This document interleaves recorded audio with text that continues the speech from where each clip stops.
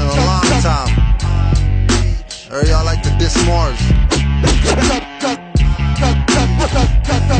Y'all still listen to Bashir and Ali Muhammad with his fake temple degree. Reggie the doctor, no doctorate. Men admitting they got weave in their Heru lock. Even if you were a stone, I wouldn't say you rock. What I say to you flock, stop listening to Seti. Backing up Farrakhan, but you didn't listen to Betty. Didn't listen to Aleem Bey, much less research. Don't think I respect blacks in more t-shirts. Stateless trolls, YouTube comment inventors. So conscious but checking off black on the census. Blaming your suffering on America, not U.S. Saying more sold you out when you sold yourself. Sold by your own Adanga kings on African thrones. No honor your ancestors, I see them slapping your domes. Clapping your chromes at targets, never clap at the devil. Unconscious Moors calling themselves what the pot called a kettle. I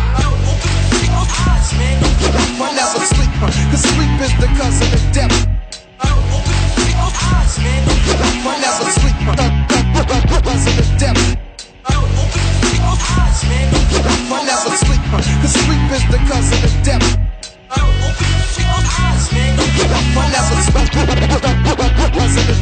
There's no debate, Moors deflate egos of the world's most known disgraced people. Choosing to have no national name or profit. They claim he plagiarized the European nigga, stop it. Rami El Asaf and Canaan land Moors prove that wrong. If you're still thinking the same, that's cracking your bong. Listening to Shaka is like listening to whack rappers or any of the HOK patriarchal actors. Frontin' conscious, sucking straws, acting all fruity, making a killing off lectures but won't support natural Tahuti. Claiming Khalid is their general but won't follow orders. Taking advice from the cracker taught attorneys and lawyers. Keeping their people dumbed down, not thinking. Keep pushing lies on Moors so our truth won't sink in. It will for the few who know to keep it simple. Ron Artest even corrected his name to one of the prophet's principles. I never sleep, cause sleep is the cousin of death. I never sleep, cousin of death. I never sleep, cause sleep is the cousin of death. I never sleep, cousin of death. Nothing more can be said, no pun intended. With no study, what we say won't be comprehended. Some of y'all love the lies from these conscious guys, calling you colors and shades, hiding their lying eyes, trying to make Moors look bad. We couldn't care less. Moors stay upright, aboriginal, independent, and fearless. We might bare necks, no need to bear arms or chests. Dr. Reggie has a Moor head on his family crest. Polite nose, calling yourself black means you're dead. He said it and recorded it, so we won't forget it. Phil Valentine and Dr. Blair know they're Moors too. So in my Ms. voice I ask, what's wrong with you? Why you stay in the stateless and have no clue? Your name, nationality, and title brought back by Drew. Then you say, what's wrong with me? Like I have a problem. Putting the conscious blacks head in the news, solving the Negro problem. I never sleep, cause sleep is the cousin of death. I never sleep, cousin of death. I never sleep, cause sleep is the cousin of death.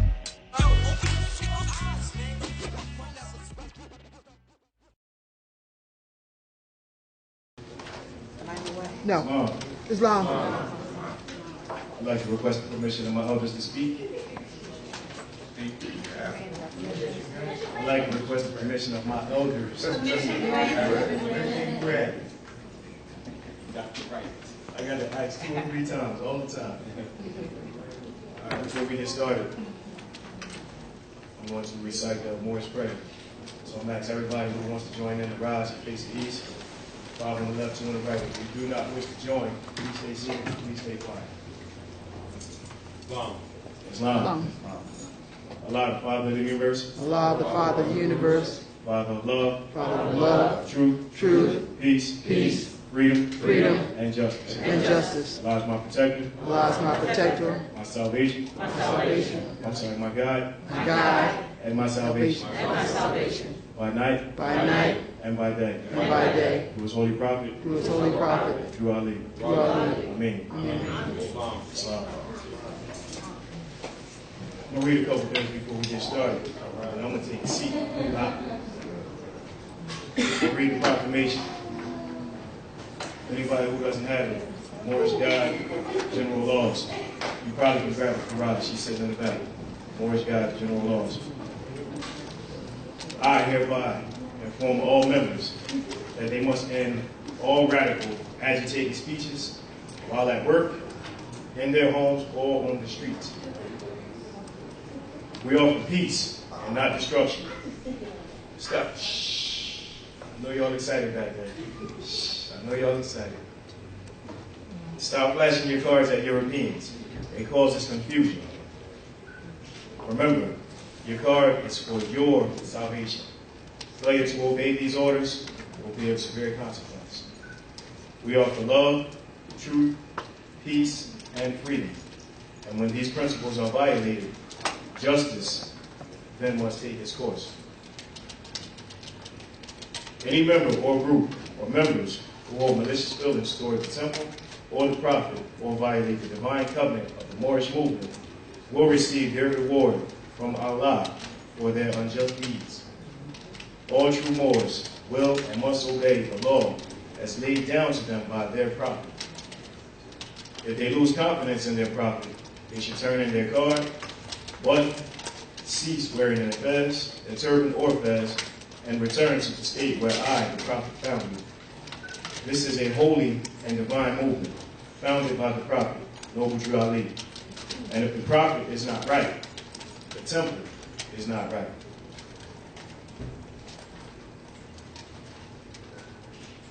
The prophet, therefore, is sending out a divine plea to all Moorish Americans that they do their part in protecting their prophet and the temple.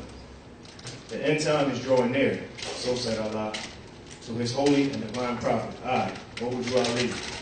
That's the reason why many hearts has turned to stone, many eyes see but can't see, have ears to hear but can't hear.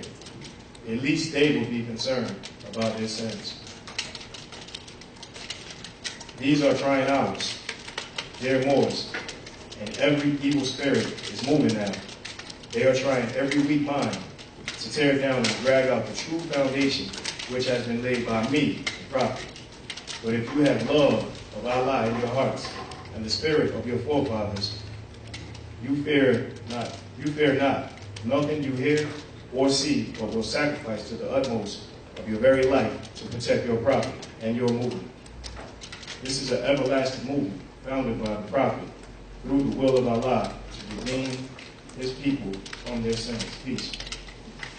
This is a divine warning by the prophet. Like I said, if you don't have this book, Rise of Miss Rain should be setting up in the back. That's the cover right there. Moorish Guide Laws. If you don't have it, I'm sure they got copies of it in the back. And if you don't have this one, I'm sure she got copies of this one in the back too. Circle 7 Holy Quran. I'm going to read chapter 25, and then I'm going to take the seat. Like Big Bro come up here and hold it down. Right. Chapter 25, a holy covenant of the Asiatic nation. You are the children of one father, provided for by his care, and the breast of one mother hath given you suck. Let the bonds of affection, therefore, unite thee with thy brothers, that peace and happiness may dwell in thy father's house. And when ye separate in the world, remember the relation that bindeth you to love and unity, and prefer not a stranger before thy own blood. If thy brother is in adversity, assist them. If thy sister is in trouble, forsake her not. So shall the fortunes of thy father contribute to the support of his whole race, and his character continue to evolve, and your love to each other. Psalm, that's chapter 25, Holy Covenant of the Asiatic nation. Yeah, man, we got Grand Sheik Kudjo Adwo down there, Canaan land. Right. I'm going to say a couple things, and I'm going to bring the brother up, man. I think I met Kudjo about 3.5 years ago, on a trip to Canaan land. It had actually been my third time in Canaan land, but my first time linking with him. I called him and I said, listen, bro, I said, I can't be in your jurisdiction and have the state of mind that I had and not come and shake your hand. At least come and shake your hand, and at least to introduce myself and see what's going on in Canaan land. And I went and met him, and that handshake turned into a love affair. Y'all already know I can't stay out of time. I can't stay out of Canaan Land. Most of y'all already know that. But yeah, man, I can't say enough about the brother, man. The brother got over 500 videos on YouTube. He's holding down the temple in Canaan Land, all of Ontario. You know what I'm saying? And his brother got that started, what, back in 2007 or 2008, something like that, 2008. You know? 8 years he's been holding it down in Canaan Land. So, yeah, man, I love this dude. This is my brother right here. All right, so, I ain't gonna say hands off, fellas. We just gonna bring him up, man. All right. My man, Kudjo Adwo is.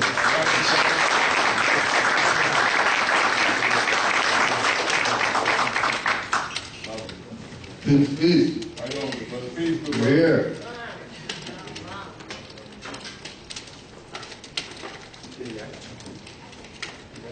Welcome. Welcome. As well, I want to say peace to you all, and thank you for being here today. You know, I mean, we're going to do our best to make sure you get some information to stimulate your mind, which in tune will stimulate you to do what Noble Juali said, which is study, study, study. Before we get going, I just want to make sure I put some things out there. Keep it on. Do it on there. Not working. We want to give honors as well to the forerunner of the Moorish movement, Marcus Garvey, because without him teaching these Negroes about nationhood, without him teaching us about nationhood, we would not have embraced and accepted what Noble Juali had brought to the magnitude that we have. Yes. When we do our research on Marcus Garvey, we find out how impactful his movement was. Yes. You know, just by looking at the numbers of individuals that he inspired. And keep in mind that from the likes of Elijah, Muhammad, and the rest of the so-called conscious community, all those people's parents were part of the UNIA. Right? So when we hear people say Noble Juali and Marcus Garvey, no relation between them or whatever, they're showing this picture with Marcus Garvey and his fed, so that you get the point. And he knew what was up. Alright? Just remember showing up the picture of him and his fed. Not a graduation cap. Him and his fed. And maybe things will click for them. I want to also give honors to the Moors in Canaan land that have been supporting and making sure that the information that we have is being dispersed out there to those people who are in need of the information. It's trying work to try to wake up our people to the truth about their nationality and birthrights. But we have some good Moors that studious, that are active, that are independent, fearless, and all that. And you know what I mean? I just want to give those Moors honors for holding down the fort with me while we do our missionary work in Canaan land. Of course, we got to give a shout out to Brother SetenRa Bey for you know, continuing to show support to Canaan land as well. Sister Brianna, thank you, Sabrina. We appreciate you too. Also too, we're going to show a shout out to Brother Ali with the Washington Moors. Make sure you pick up his book, First World Order, if you don't have it. All right. Khalifa Media, who publishes all my literature that I have in the back over there. Want to also throw a shout out to my good brother, Rami Salam L. in California, who co-authored our book, 77 Amazing Facts About the Moors, in honor of J. Rogers. So you also can get that in the back. Want to give a shout out to the Grand Sheikh and Sheikhess Nature and Nika Bey, as well, Brother Jose Pimenta Bey. You know, these are individuals who continue to inspire us. These are individuals who lit the fire under us for us to do the work that we're doing. And we want people to, you know, look up these individuals, study their works, so that, you know, we can be moving on the same accord. Because one thing about active Moors is that they have the same foundation. You know, they don't stray into reincarnated people and all that stuff. We have a foundation. The foundation is Noble Juali, Marcus Garvey, and other Moors that live up to that standard, right, that was laid down. Of course, we got to big up RB Bey Publication for continuing to put that work out, for taking the initiative to make sure that the Moors that want to study have an online university where they can go to. You don't just have to get books, you can actually go on the website and you'll learn as much or more than just buying all the books that they have on the site. As well, Brother Seer, the Duke of Tears, if you haven't got his book, The Dark Skull 418, it's a very conscious Moorish comic book. If you haven't gotten that, make sure you check that out as well. Got to shout out my co-host, Mizraim L, the Sons of Allah, every third Thursday on Blog Talk Radio, right? You've been going in for a little while right now, so you can check the archives, Sons of Allah on Blog Talk Radio, as well as willofalah.com. As you know, I'm not only a grand chief, but I'm also a hip-hop artist. So if you want to get any of my music, willofalah.com. And since we're on the topic of hip-hop, we got to big up Africa Bambata Bey and the Zulu Kemetic Moors, you know, for him keeping it real, letting all these hip-hop people know that we're more. Get the proclamation, go into, you know, these de facto people, let them know we're not Negro, black, colored, and all that, right? On behalf of hip-hop, all right? As well, MoorCivilLetter.net and the Masonic Gate newspaper. If you haven't checked that out, you should check that out, right? The Moorish Directory, check that website out. A lot of information there with regard to keeping yourself on the right frequency with this information. The Moorish Directory website are the same people who built my Will of Allah website. Grand Sheikh Dawood Ali El in Chicago, Mecca.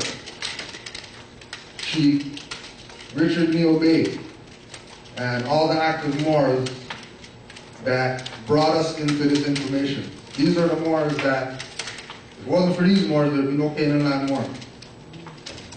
These are the Moors that said, you know, instead of trying to sell Noble Juali to us, instead of trying to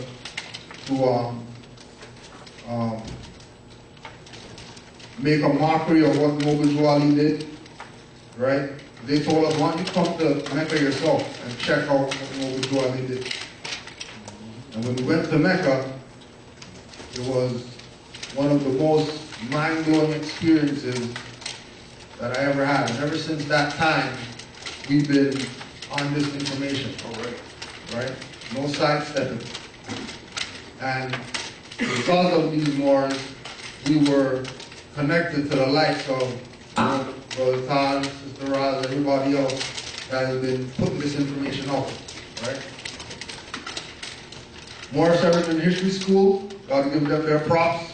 And we also got to give the Moors Order of the Round Table their props to make sure that it gets out there that this is our foundation. Everybody that we showed, that's our foundation. We don't move from there. We're extremely biased with regard to where we get our information from. From Noble Juali to hear. Anything else is, you know what I mean?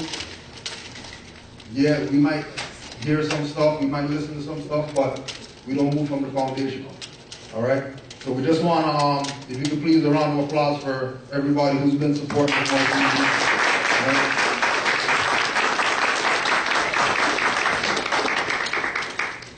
As we continue on, we want to shout out the Conscious Mental Wrestling Federation and all their champions and intercontinental champions, all the individuals who are against it, all the individuals who have had people like SetenRa Bey on their couch, but they still call people black. That's right. All the individuals who have people like the etymology master of Bey on their couch, pretending like they're down with Moorish.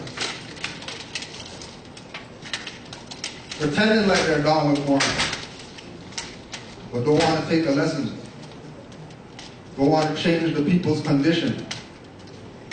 Want to keep our people Negro, black, colored forever. Because once you're Negro, black, colored, then, you know, they can rape your pockets. Oh yeah, don't forget, SetenRa Bey was, you know, he did not on the couch, but the camera's been in his face too. And they're still calling people black. We're drawing a line to let people know that we don't, you know, other Moors might play around and beg friends with dirty Moors. We don't play with dirty Moors. Our job is to expose them so that people stop getting played. Because that's all that's happening. People are just continually getting played. And this so-called democracy force is only gaining more power. The more people stay deaf, dumb, and blind to this information. So we just wanted to big up, you know, the Conscious Mental Wrestling Federation for inspiring us to keep beating them up.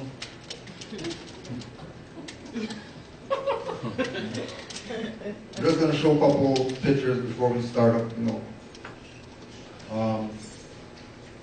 Big up to the black dot.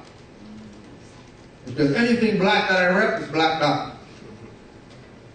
I ain't repping no other black stuff other than the black dot. Make sure you go get his book, Hip Hop Decoded, and his new book, Urban Culture Decoded. Somebody sent me this, sister in Cincinnati, Sister Nova L, one of the producers on my album. She was doing one of these scratch ticket, whatever, and she thought about me because the scratch ticket thing had fez on it. You know, just so that, you know, just let you know that everybody knows what's up. Studious Moors be like, we found some of the treasury funds. That's the reincarnated prophet's mausoleum. So when you go to Mecca and you go visit Kudjo Adwo's gravesite and you see that he has a little, you know, 2 foot by whatever stuff, and then you see these guys stuff, know where your finance went. That they stole from you. Why we have nothing Moorish today. That we could point and say that's ours. Because Moors took the position of disrespecting what Kudjo Adwo did. But then come around and pretend like they're down with Moors and they're down with this and that, but they really sold out. Right?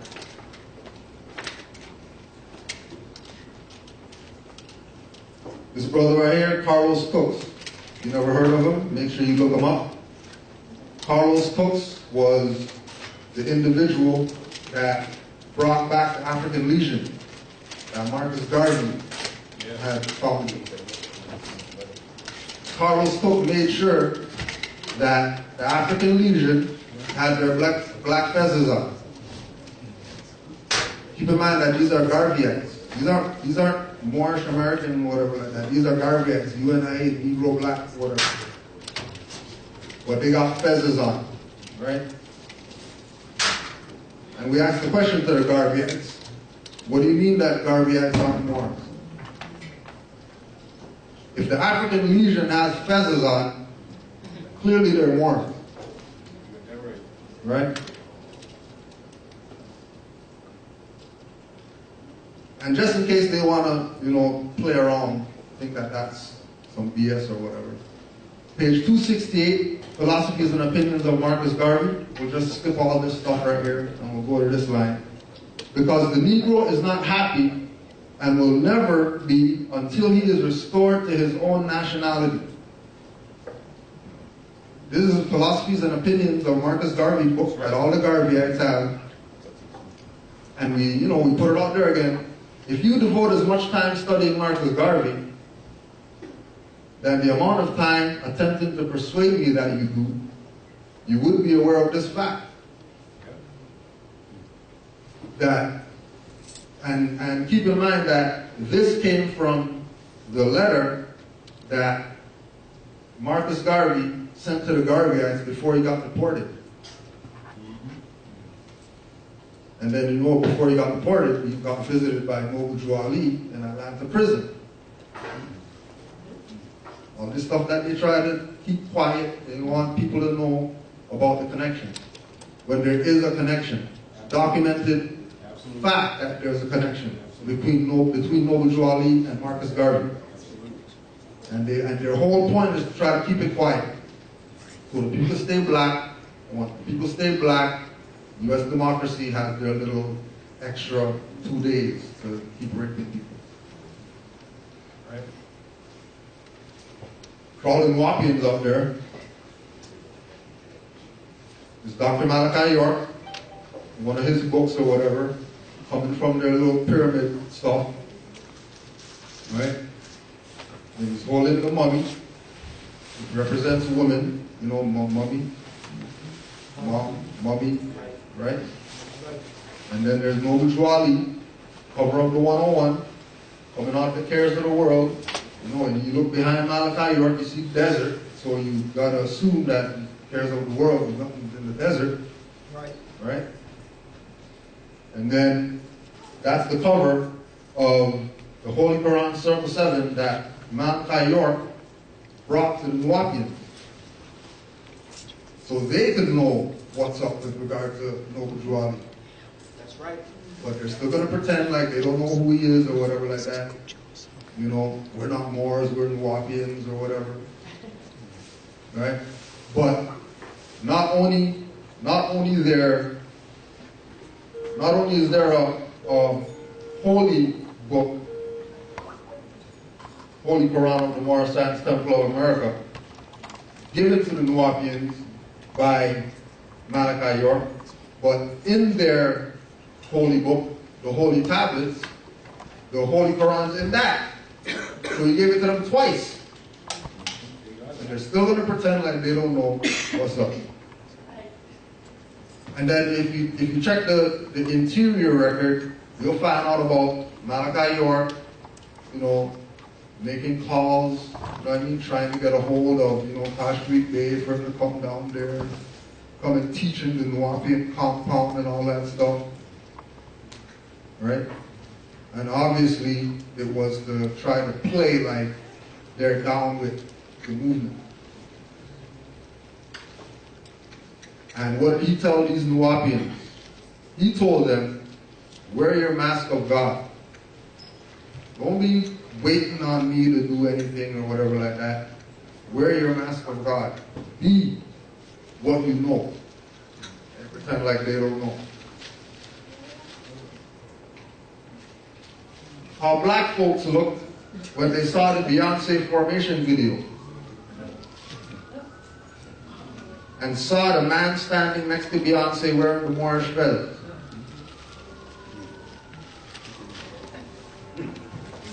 That's how they look, for real.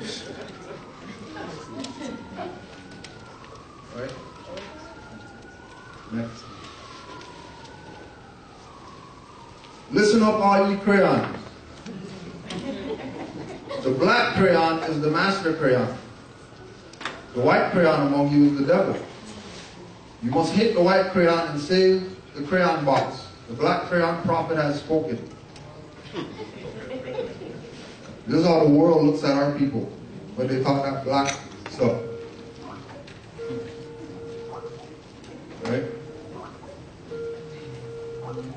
If you never got this one, make sure you go check it out. The Adanga man. This is for all those so-called black guys that like to say that Moors sold people into slavery, when really the Moors were buying slaves from the African kings who sold their people into slavery. That's why all the slave ports are in African countries, Ghana, Nigeria, whatever like that. And nobody ever talks about that. They try to pretend like, you know, European built slave port in an African country. Good DVD though. Dirty Moors would be like, those are the Moors saying you're not the white man. Because you know we teach law, and you know they always try to say that, you know, the law dictionary is white man stuff, and don't listen to that. Don't listen to those Moors, we're not white people. But you know, in honor of Brother Abdullah Al-Khalid Mozi Bey, we'll just say white power. That's what they know. Right? Everybody loves Tupac. Everybody knows who Tupac is.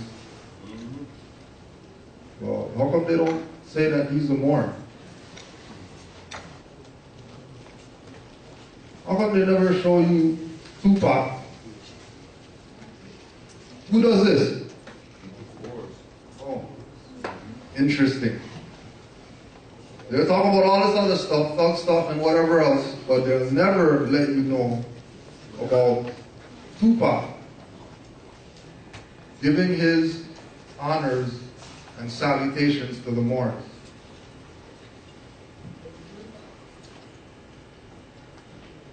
Even Popeye knows what's up.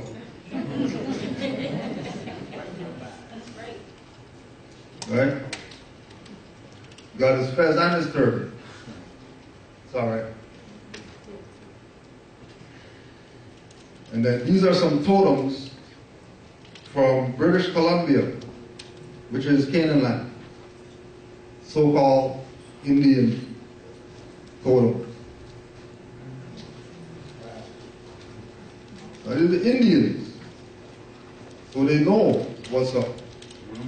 Right? This is an old picture of European settlers fighting the Indians.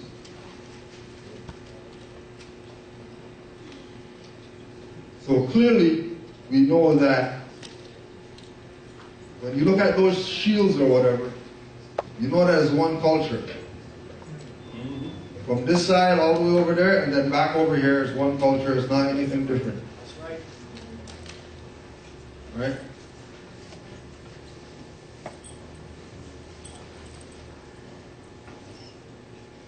Professor Drew, the Egyptian adept, student. The Egyptian adept, student. The adept student. So learning never ends. Learning is continuous. Just like this culture that we talk about, that's over here, and then over there, and then back over here again. Right? And this is for all the chematologists or whatever who like to pretend that they're not Moors. You know, ancient Egypt and all that. But they don't want to accept the fact that they're Moors. Next. The acorn. Acorns have a deep and rich symbolism in Druidry, which we know as Moors. Yep. Right? Now, why would Egyptians, ancient Egyptians, Kemetans, whatever, Nubians, whatever, why would they depict themselves with acorns on their head if it doesn't represent something? Why would that be in stone? That they have the acorn on their head.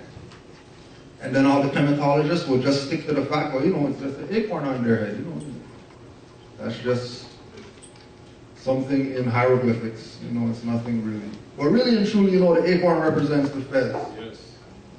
The acorn represents the pineal gland. The acorn represents man reaching deific life. Yes. Right? But in case they don't want to go with that, we'll go to E. Wallace Budge Hieroglyphic Dictionary.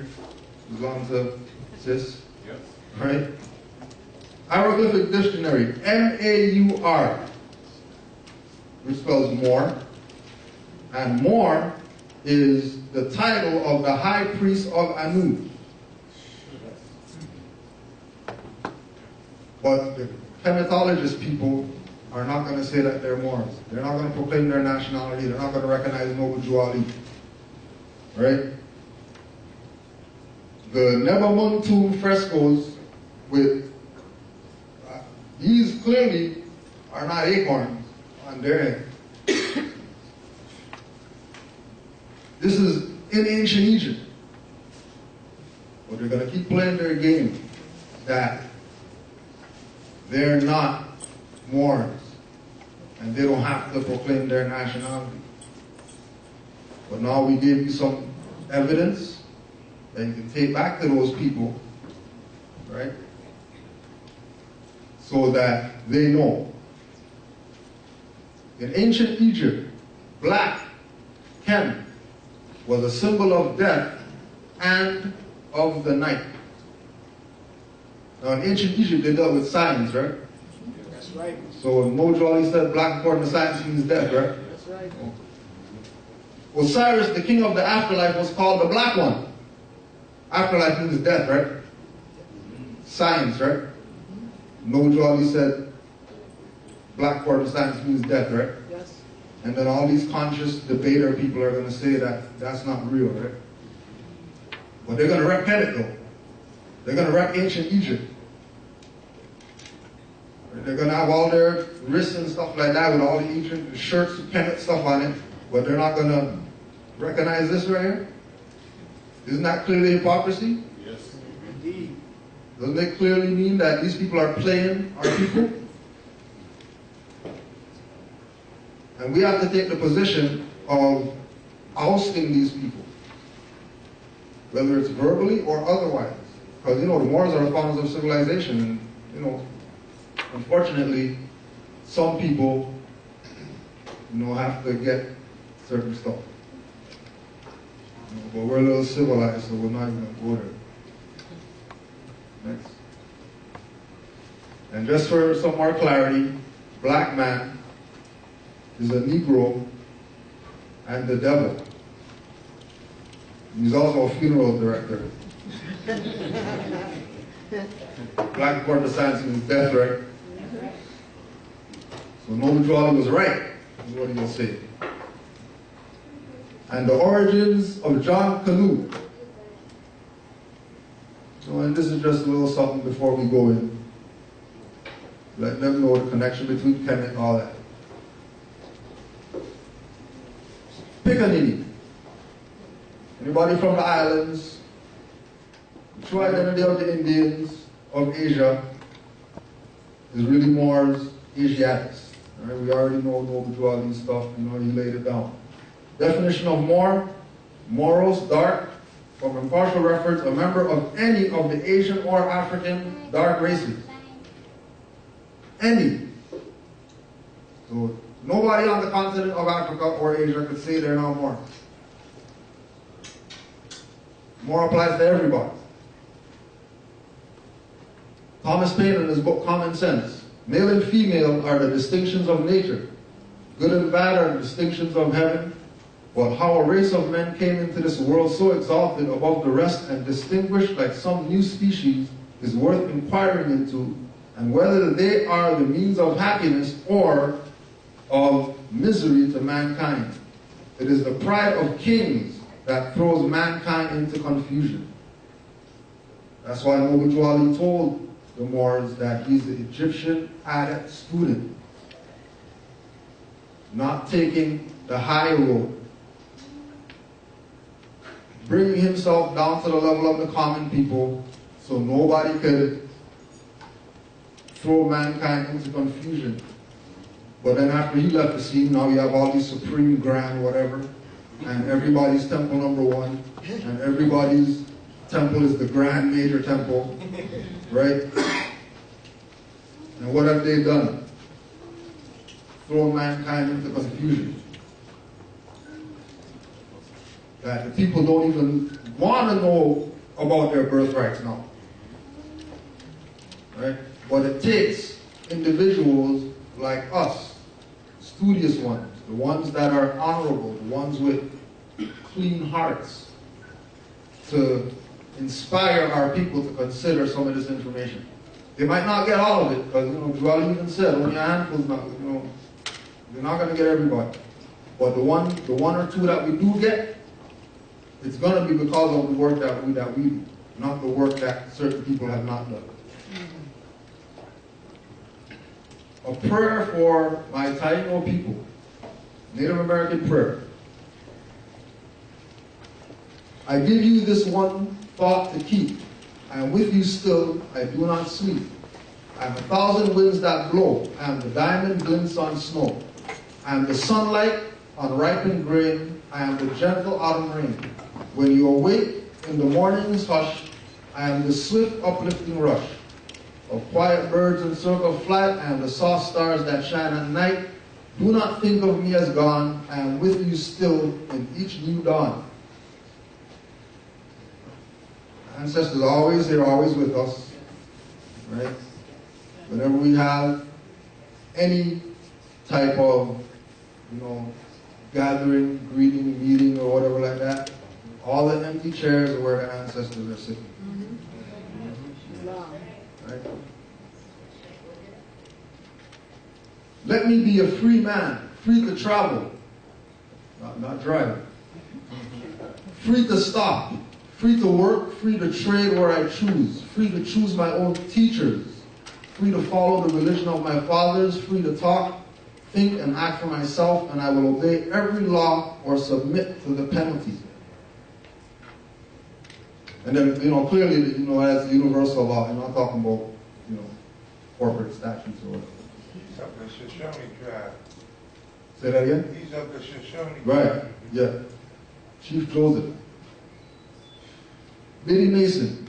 In the long run, land, not gold, is the most valuable thing to own. And when you do your research on Biddy Mason, she has an interesting story. Next. We used the route for the Indians against the cavalry because we didn't think it was fair in the history books that when the cavalry won, it was great. It was a great victory, and when the Indians won, it was a massacre. Dick Gregory. And just to show how our people used to be depicted on this side before they started being, classified as Negro, Black, colored people. A lot of the presentation is going to be imagery because we know a picture tells 1,000 words, or sometimes 10,000 words or more words. So majority of the images are going to have some type of definition or whatever of it. Write those down, including the painters, so you can research their other work. Right? This is a South American native. Then you can clearly see, you've got the scimitar right there. Right? Clearly he's not, red. And then based on the scenery, you know that that's not no continent of Africa. Right? Once again, the noble prophet, who, actually let's give a round of applause to Noble Kudjo Adwo. Yep.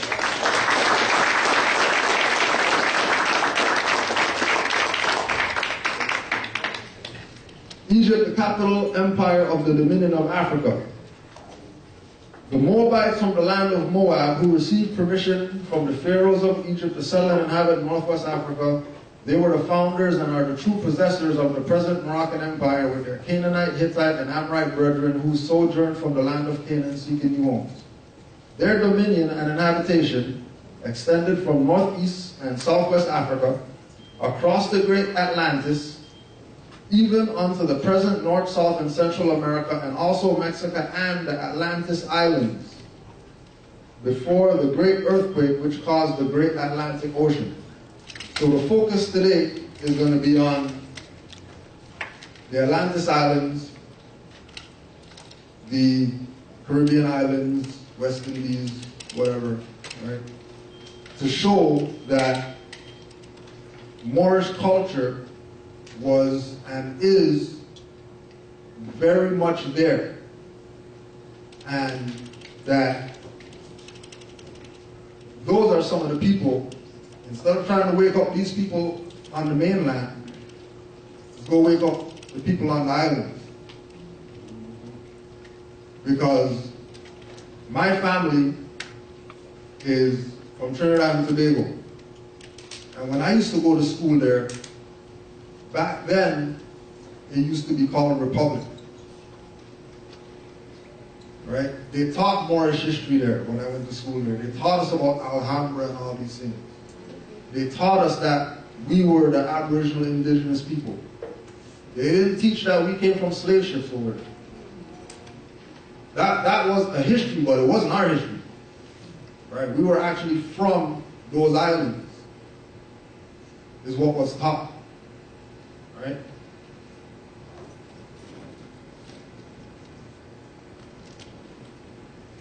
So like Kudjo Adwo said,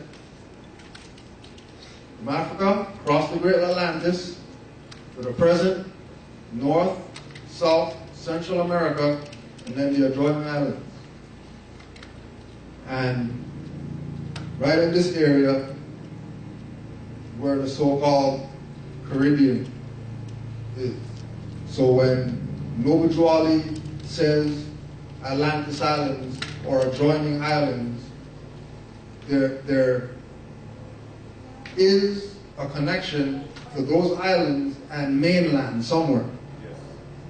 Right? Somewhere there's a connection to mainland. It's not just islands only and that's it. Same thing like when we go to the Pacific and they show all these little dots or whatever all over here. They got all these dots, and there's people there, and they're eons from the mainland. And the people on these dots never say that they're from there. They always say they're from these little dots. And then when you do the research, then you find out about, Mu, Atlantis, and this, dividing of the land is what really the European has taken advantage of to keep us divided. Right? Tie us to all these different places so that we think we're all different. When we're really all, it's just one culture. Right? It's one thing. This was another map that I found online. Right? Again, tying all the land masses together, so when we hear of stories like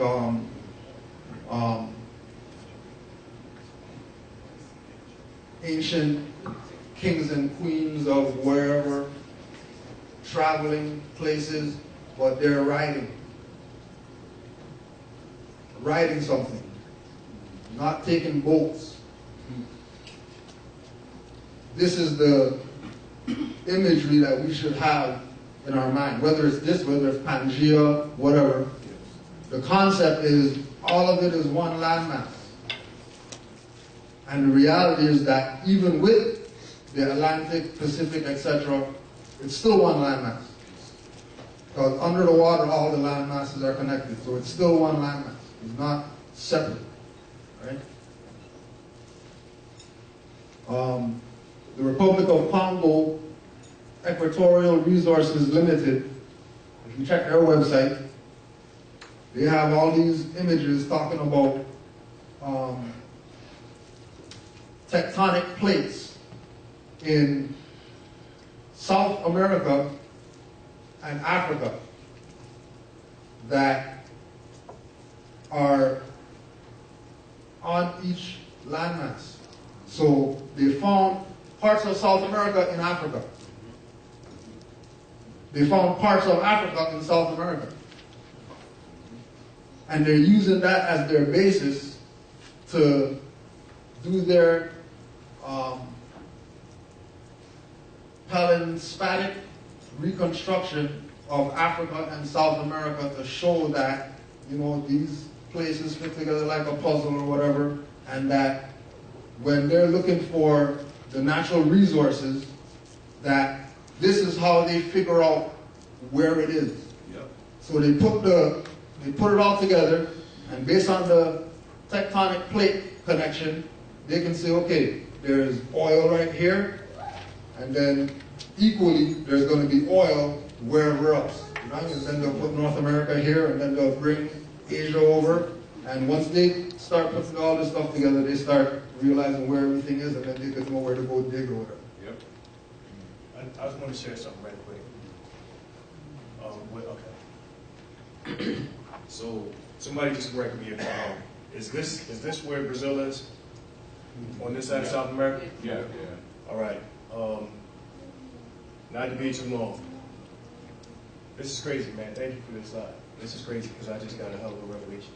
The Congo, Zaire, is where the highest concentration of HIV and AIDS is in the world, right? Now, the second largest population of African descendant people is in Brazil. The second highest concentration of HIV and AIDS is in Brazil, right? So they already made this connection, not the Congolese, the Albion, right? The reason they were in the Congo is because of a precious metal called titanium, which is used to operate these computers, all kind of electrical capacitors, right? So if they can do without the people in the Congo, and they use HIV and AIDS to get rid of them so they can get that electrical capacitor, Yes. right? Yeah. It's like a puzzle. I just had that revelation, so I just understand. Love. Yeah. So this is how it looks like today, somewhat. So this is where I'm at right here, right? And there was a lot of I don't know what to call it. I don't know. People who are inspired to do great things or whatever. There was a lot of individuals who would try to swim from Trinidad to Venezuela, right? Just as something to do. Now people go rock climbing or whatever like that. Okay, well, they just try to swim from Trinidad to Venezuela. Just to do it, right? And then when you look how close that is, you can see that, you know, this actually fits right here, right? And then you have, you know, this one here is these are some people that could use the history lesson because all this is Haiti, right? There's no such thing as this, Dominican Republic, right? All of it is one, right? And when you check, I think it's the national anthem of Dominican Republic, they're singing about Haiti. But they're going to say that they have beef with Haiti, but then the national anthem says Haiti, right? Another good one is Guyana. That's mainland. You know, a lot of people don't know that that's mainland. People think that that's island. And then you have, of course, you have Turks up here. Right? What's the Turks doing all the way over here? Right?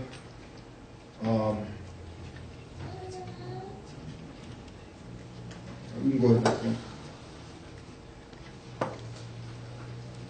October 1929, Kudjo Bey, discovered by chance in the library of Saraylo in the city of Istanbul a map of parchment made in the month of Muharram in the year 919. The race and valuable geographic letter contained, among other legends, the following note. And then what you'll do is just do your research on this individual, right?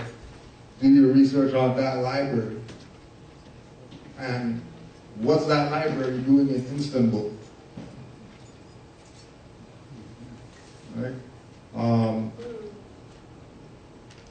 What is most important to this study, however, is that this map is one of the most mysterious parchment that was found in Saraylo. One of the most important study, however, is that this map is one of the most conclusive pieces of hard evidence to show the validity of Muslim exploration in the Western Hemisphere. Pre-Reis, a Turkish navigator, wrote that he used 20 source maps, among them 8 maps dating from the time of Alexander the Great, an Arab map of India, 4 Portuguese maps of the Indian Ocean and China, and a map by Columbus of the Western area. But Peary's map contains information that could not have been known by Columbus. It contains the correct relative longitude across Africa and across the Atlantic, all the way from the meridian of Alexandria, Egypt to Brazil. The mid-Atlantic islands are shown with remarkable accuracy. The Cape Verde Islands, Madeira Islands, and the Azores are shown in perfect longitude. Right? Just to show that, again, this connection, that there's no separation. Every time we think about world history, the image that we should have in our mind is Pangea, not the maps that they show today. Right? The images that we have in our mind should be all these so-called continents being one landmass. And then go from there in our study, so we can actually, get a full scope of who we are, where we come from, where we're connected to, etc. This was 1966 when His Imperial Majesty visited Trinidad and Tobago, and this was probably the most important thing to ever happen in these islands.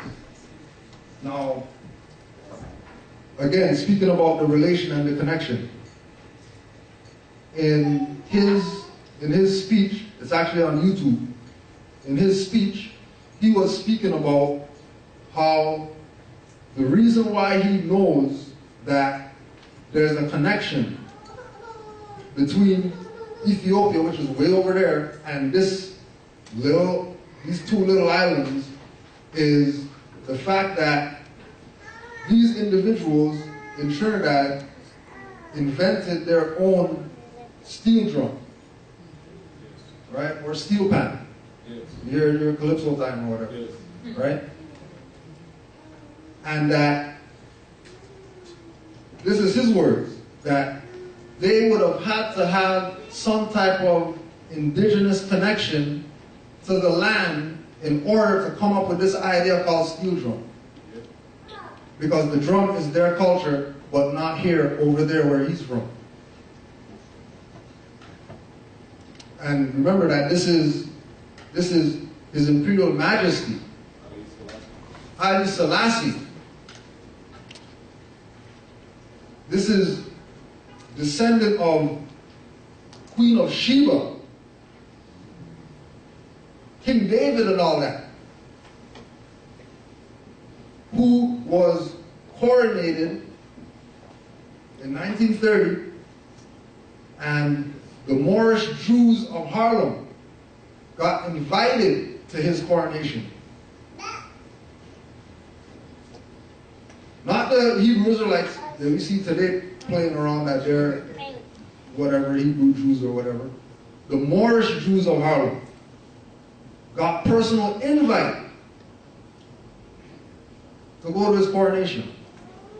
And not only go to it, but actually participate in the ceremonies. And I have a book back there, Nationality is the Order of the Day, Message to the Black Nationalists, Rastafarians and all that stuff, where we go into the coronation and the things in the coronation that were relative to the seven. Right? That he had 7 bishops and 7 this and 7 that and 7 steps to the whatever, and then he had his golden fez. Right? And then keep in mind that he also visited Jamaica as well. Right? And that was representative for Tobago, A.N.R. Robinson, and this is the first Prime Minister of Trinidad and Tobago, Dr. Eric Williams. And in a lot of his books, he was teaching about us being the Aboriginal Indigenous people. Right? And oh yeah, also too, what I also did in the slide was all the places where you see the colonial names, you'll see the Aboriginal names there too, so you can write those down so you can check it out. So Trinidad is Kairi, Tobago, Alubera, right? And as we go through the slides, just jot those down so that way you can connect the people from these places with the Aboriginal names of where they're from, right? Alubera, A-L-O-U-B-A-E-R-A. A-L-O-U-B-A-E-R-A, Tobago. And Trinidad, Kairi, K-A-I-R-I.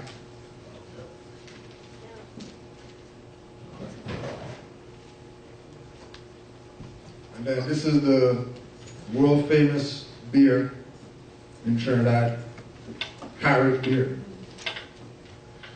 And then we know that the Aboriginal indigenous people fell because of quote-unquote firewood or alcohol.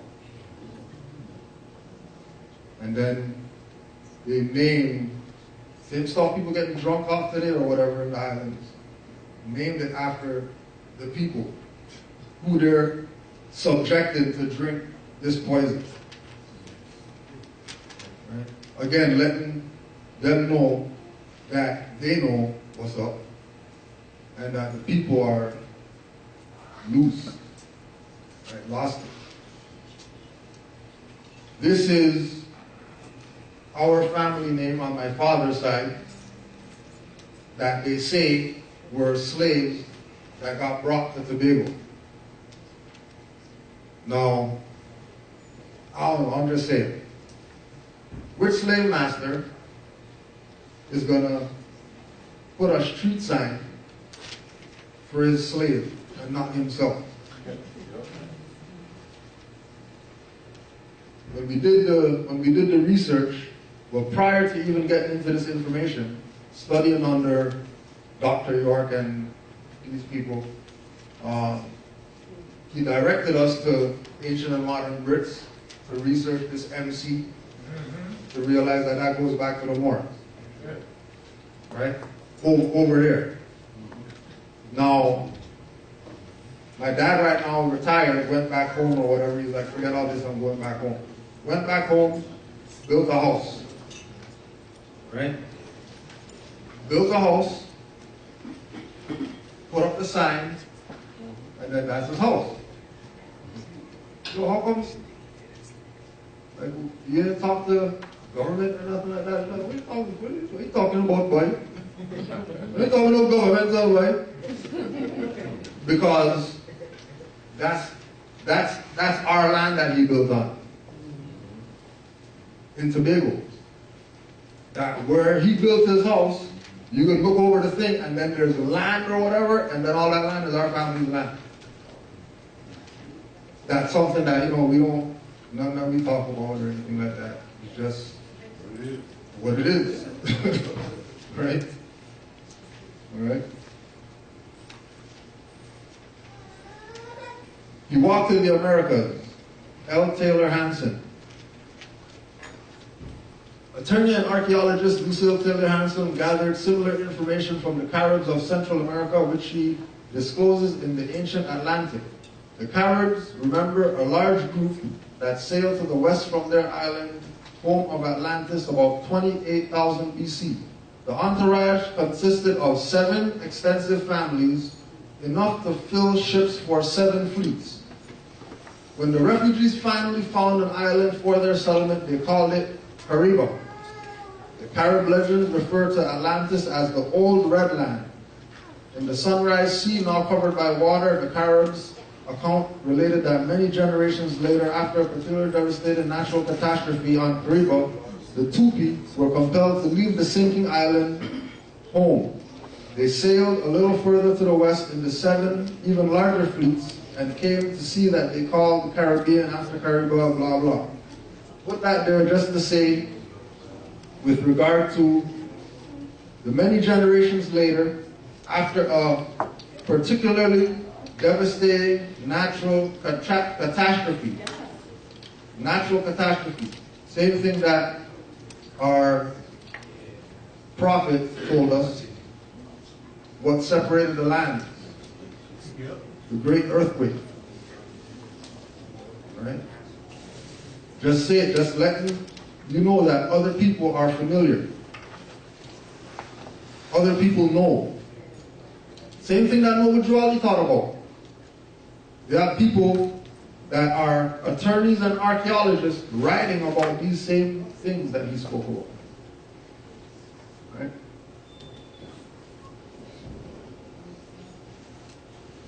We already know Ferdinand, Isabella, and all that stuff. You can skip this one. Nicholas de Ovando, soldier from the western Spain, settled about 2,500 Spanish colonists in eastern Hispaniola in 1502. I already know what's up.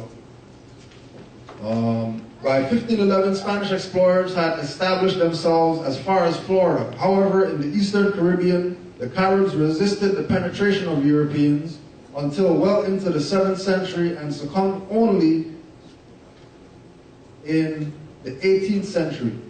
Moors, Jews, recent converts to Roman Catholicism, Protestants, and Gypsies were legally excluded from sailing to the Indies, although this exclusiveness could not be maintained and was frequently violated.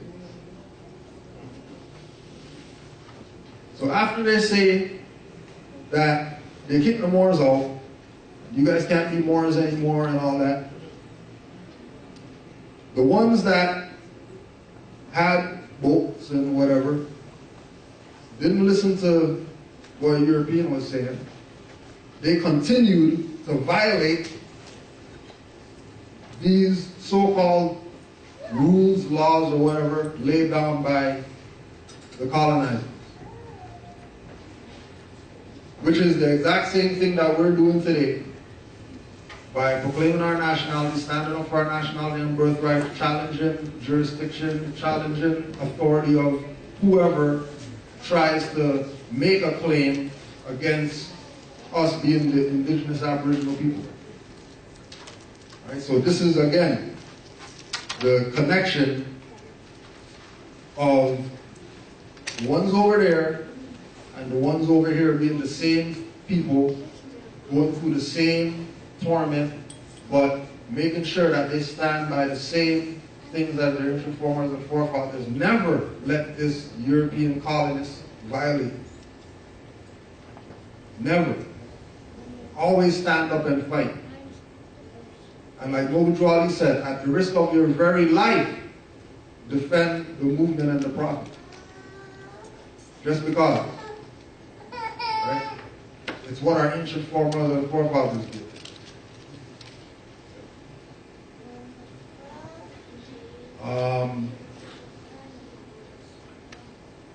We can skip this one. When we talk about the history of modern fashion, it would be a huge mistake if we ignored the contributions of those Moors who occupied Europe, especially those who were Christian in their political orientation. Damian Fonseca was a Spanish author who witnessed the impact that these Moors had on Spain's fashion since nearly a century after Reconquista, which was the Spanish reclamation of Spain for Moorish dominions, blah, blah. When many of their possessions were sold by bidders at mass auctions. In an English translation obtained by Florence's book, Reclasion de la Expansión de la Morisco, we read, they held there a very cheap fare of extremely rich clothes in Moorish style, beds, tents, sheets, towels, worked in gold, wonderfully made shirts, very fine pieces of linen with many other things, and whoever had money at small expense returned home rich with these jewels. On the heels of these ethnic cleansing campaigns, the Spanish government went so far as to pass legislation that forbade members of the general public from dressing like Moors, despite the fact that Moorish fashion was already popular with Europe's aristocracy going back to at least the 13th century. So they tell the Moors, don't dress like Moors, but then they dress like Moors. Right? Just what we have to go through. What our ancient forefathers and forefathers went through, and like they say, history repeats itself. Right? This is Martinique, a Carib Indian. And Martinique, O-U-A-B-O, is the indigenous name. Wabo. O-U-A-B-O. Clearly she's not some slave, came on slave ship or whatever. Right? Has her turban on, has her hair covered, right? Almost reminiscent of so-called Japanese culture. Right? Next. Montserrat children celebrating their national cultural festival. Anything look familiar? Montserrat?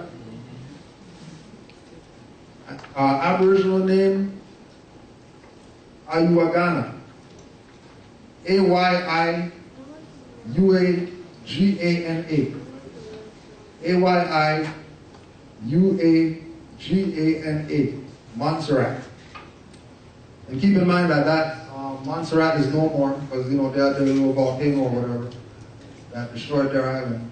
I think it's like 80% of the island or something like that got destroyed by a volcano. But in Montserrat, they know about their history. And, for them to have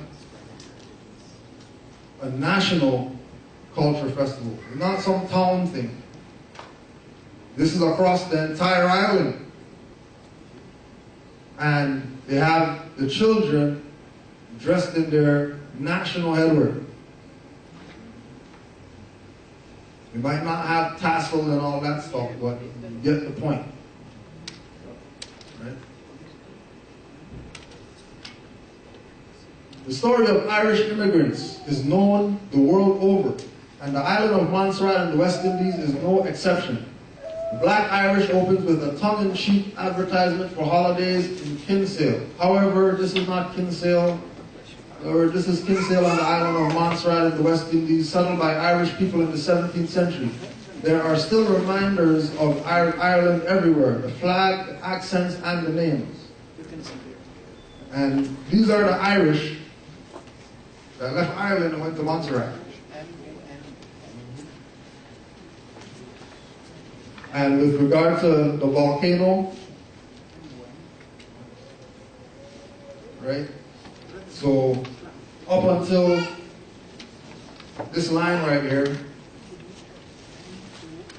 up until this line is where the volcano had major effect. And then all these areas here is where they were telling people that they can't go to. But above this line in the northern zone is where the majority of the people live, like to this day. That all of this on their island is gone because of the volcano. Right?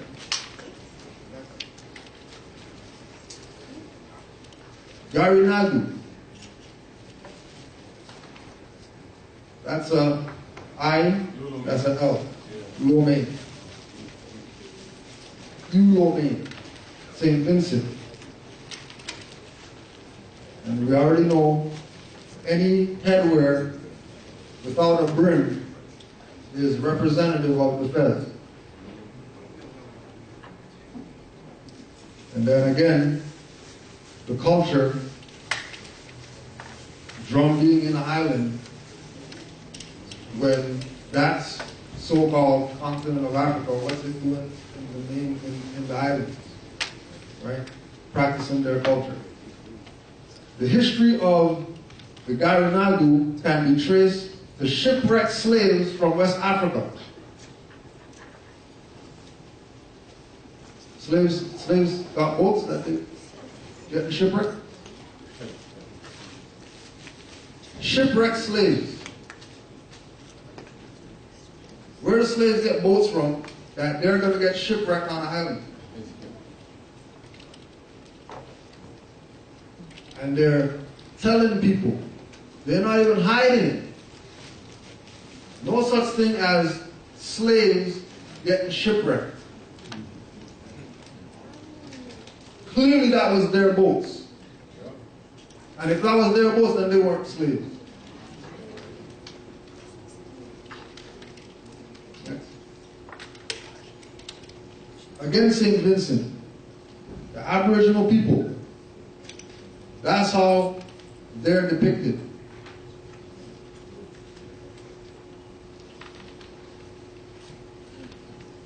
Again, St. Vincent, got the turban on. Moorish culture. Joseph Chatoyer, Carib chief, revolted against British colonial government. Once again,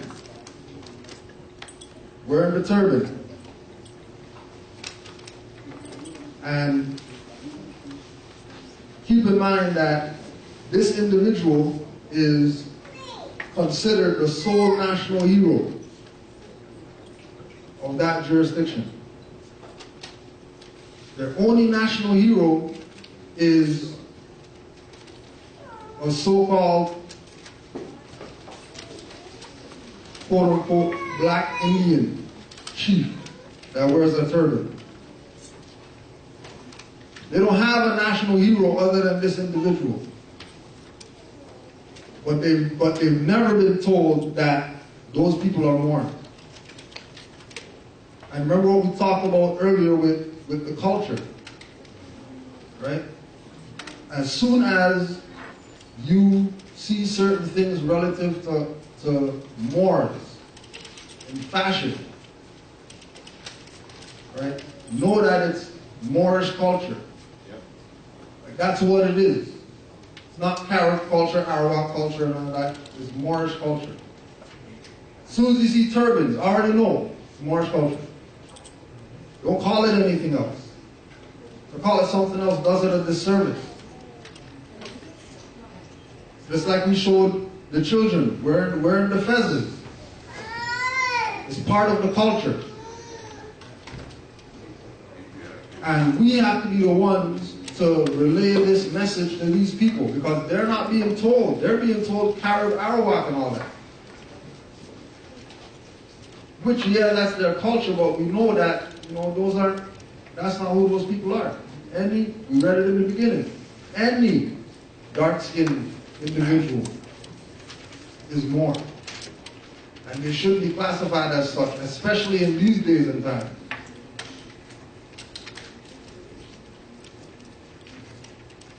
Columbus made several references to al-Nizar, a cloth the Moors imported from West Africa into Morocco, Spain, and Portugal. The clothing which they wear is like long veils, very curiously worked. The men wear breechcloths about their bodies and large mantles, very thin and painted in the style of Moorish drapery. The Moorish usage here could have been applied directly to the West African Mandinka Muslims also, as many of the same dress and cultural styles were shared throughout Spain, North and West Africa. As early as the 11th century, the town of Silla on the Senegal River was a trading post under the control of the Empire of Ghana and used millet salt, copper rings, cowrie shells, euphorbia, and cotton breechcloths as currency. Al-Bukhari reports that almost every house had a cotton tree, and cotton was one of the most important mediums of exchange. Hence, go pick cotton and stuff like that. Because they wanted us to be able to do something that seemed natural. Right?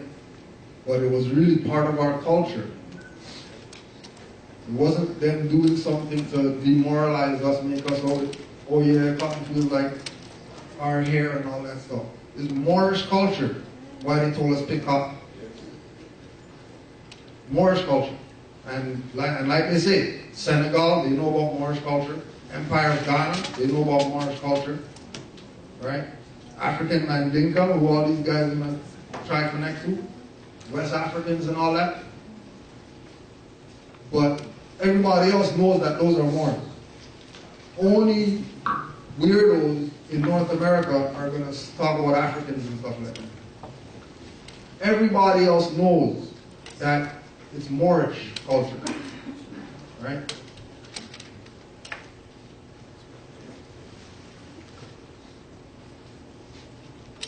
WIR, West India Regiment.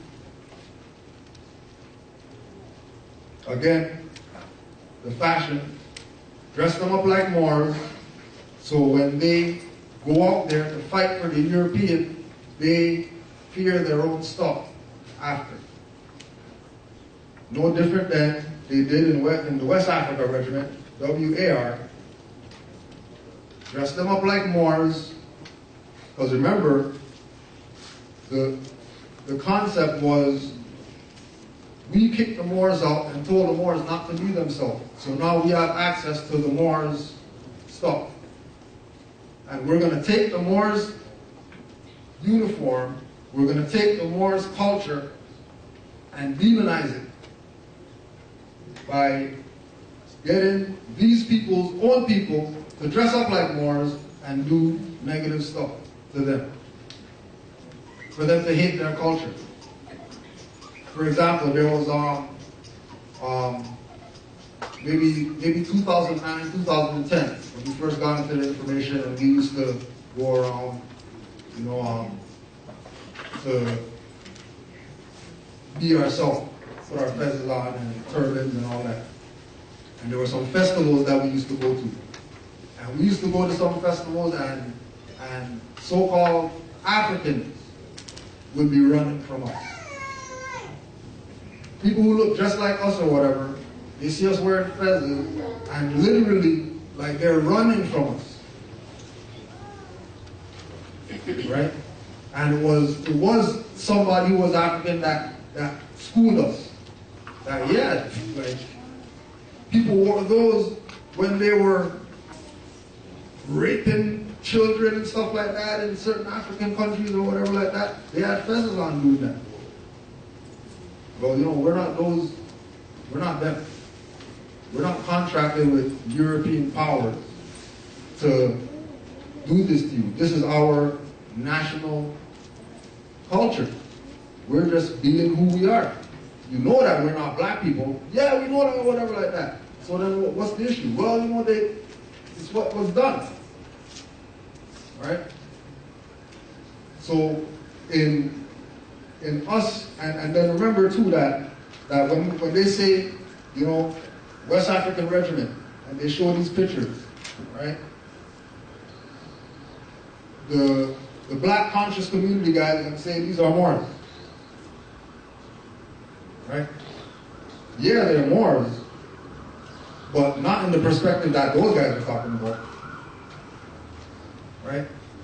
Because majority of these people who work for the colonial powers that dressed up like Moors, they were doing that in their so-called African nationality, not as Moors. So for them to say that, well, these guys are Moors, but the ones that wear the shikis aren't Moors, they're African, is a fiction. Right? And they play this game to play the separation. But again, we have to be the ones to change this paradigm. Right? We have to correct these wrongs. Because we know that the Moors were the ones that instituted the Renaissance. That changed the thinking of the people. Only Moors did that. Right? Just like George James, the Moors are the custodians of ancient Kemetic culture. So we don't need to talk about people from Kemet. Just talk about Moors. Right? I'll just spell this one out because I still hard to pronounce this one. Ikeruganan. Barbados. This is a Barbados penny. And then in the description of this, they classify this black slave on Barbados penny. Right? Barbados indigenous name, ICH. IROU GANAIN ICH IROU GANAIN. And then also too, check the date, 1792. Right? And you know, why are they depicting a Moor with a crown in 1792 on this island? Right. A monthly record of anthropological science, published under the direction of the Royal Anthropological Institute of Great Britain and Ireland. Negro skeletal paper in this journal by Buxton, Trevor, and Julin, 1938-47, implies that an undeformed Negroid physical type inhabited the Virgin Islands in pre-Columbian times. Pre-Columbian time, in the Virgin Islands, we were there. And if that's the case for Virgin Islands, then that's the case for all of the islands. Because remember, it's all one culture. One family.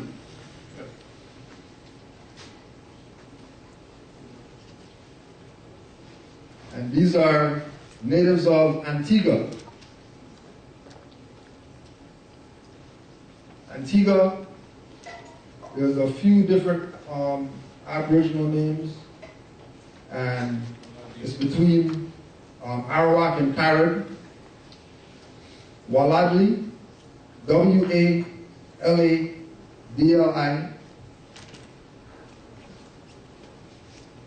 Otial Adli, I-A-L-A-D-L-I, and Waradli, W-A-R-A-D-L-I.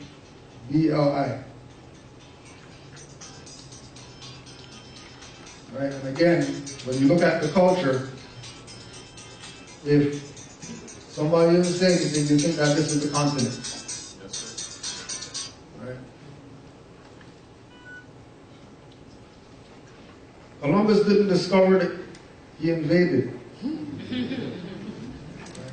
Chicano students. The European myth of cannibalism. You just look that up. Because that's big news. There's articles and articles about them trying to classify these herbivores as cannibals. Right? Next. Again, Antigua, Waradli, and Oahomoni, Barbuda, O-U-A-H-O-M-O-N-I,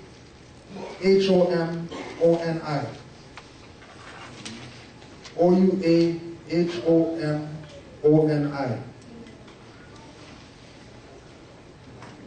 And you can see you got the Liberty cap on.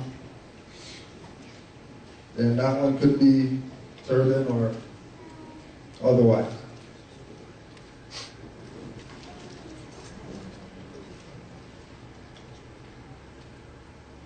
Bey. That's really how they spell it.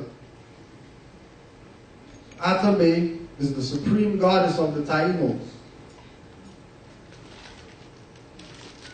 The supreme goddess. The supreme goddess of the Taínos is a Bey. So they know what's up. It's only a secret to people who don't study. It's only a secret to people who don't know about their nationality and their birthright. And these are the things that, like, if conscious guy sees this, they say, oh, you're a black lady. Because, you know, she's black. But the Bey, and if she's Bey, clearly she's not Negro, black, colored, or whatever.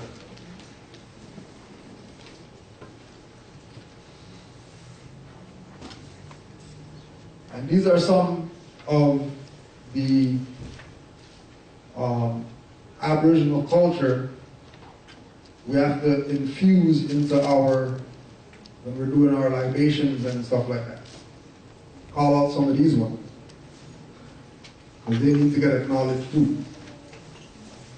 Because they're only being acknowledged by so-called, you know, Taínos and whatever, but, you know, that has no power. It's like black guy saying he's worshiping something. Right? They're cut off. Because they have no tie to their ancestral lineage. But we can do it on their behalf. You know, we can do it for them.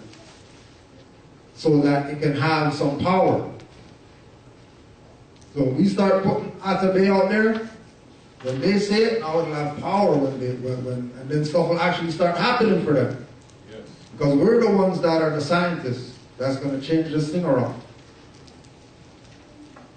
Right? And here's Yukahu, same one we saw earlier. And he's the counterpart of Bey. And, you know, he got his Liberty cap on, fez, whatever you want to call it.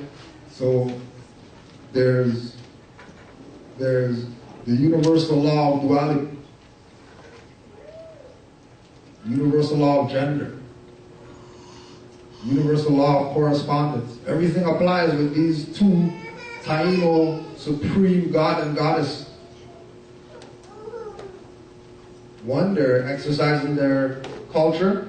Right? Remember that we're talking about the unseen. The unseen is called itself Bey. The unseen has pheasant or liberty cat. The unseen, not what's seen, the unseen. So if the unseen knows that they're Moors, then what's our problem? What's wrong with our people? If the forces unseen know that they're Moors.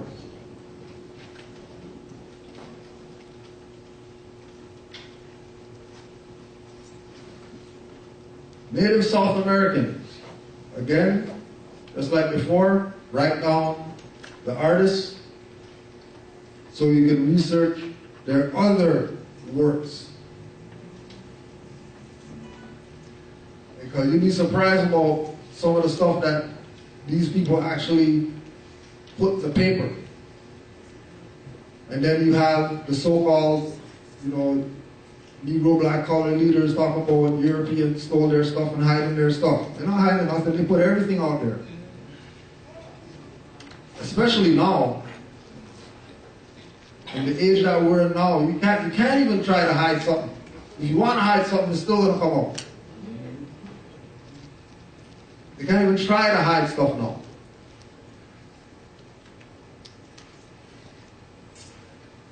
This is a book that you can try to pick up. It is a hard to find. I seen Amazon had it out of stock or whatever. Wild Majesty. And then this one just to show, how the so-called natives were depicted compared to,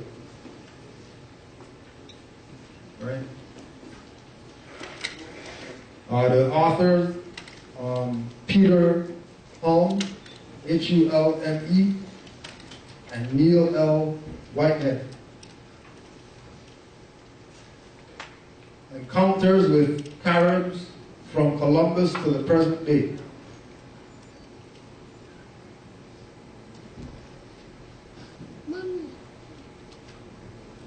Africa and the Discovery of America. Leo Weiner. There were several foci from which Negro traders spread in the two Americas. The eastern part of South America, where the Caribs are mentioned, seems to have been reached by them from the West Indies. Another stream, possibly from the same focus, radiated to the north along roads marked by the presence of mounds and reached as far as Canada, Canaan land. And we just put a note in there about chapter 3, about tobacco of the Moors. That they have a whole chapter about how the Moors used tobacco in trade.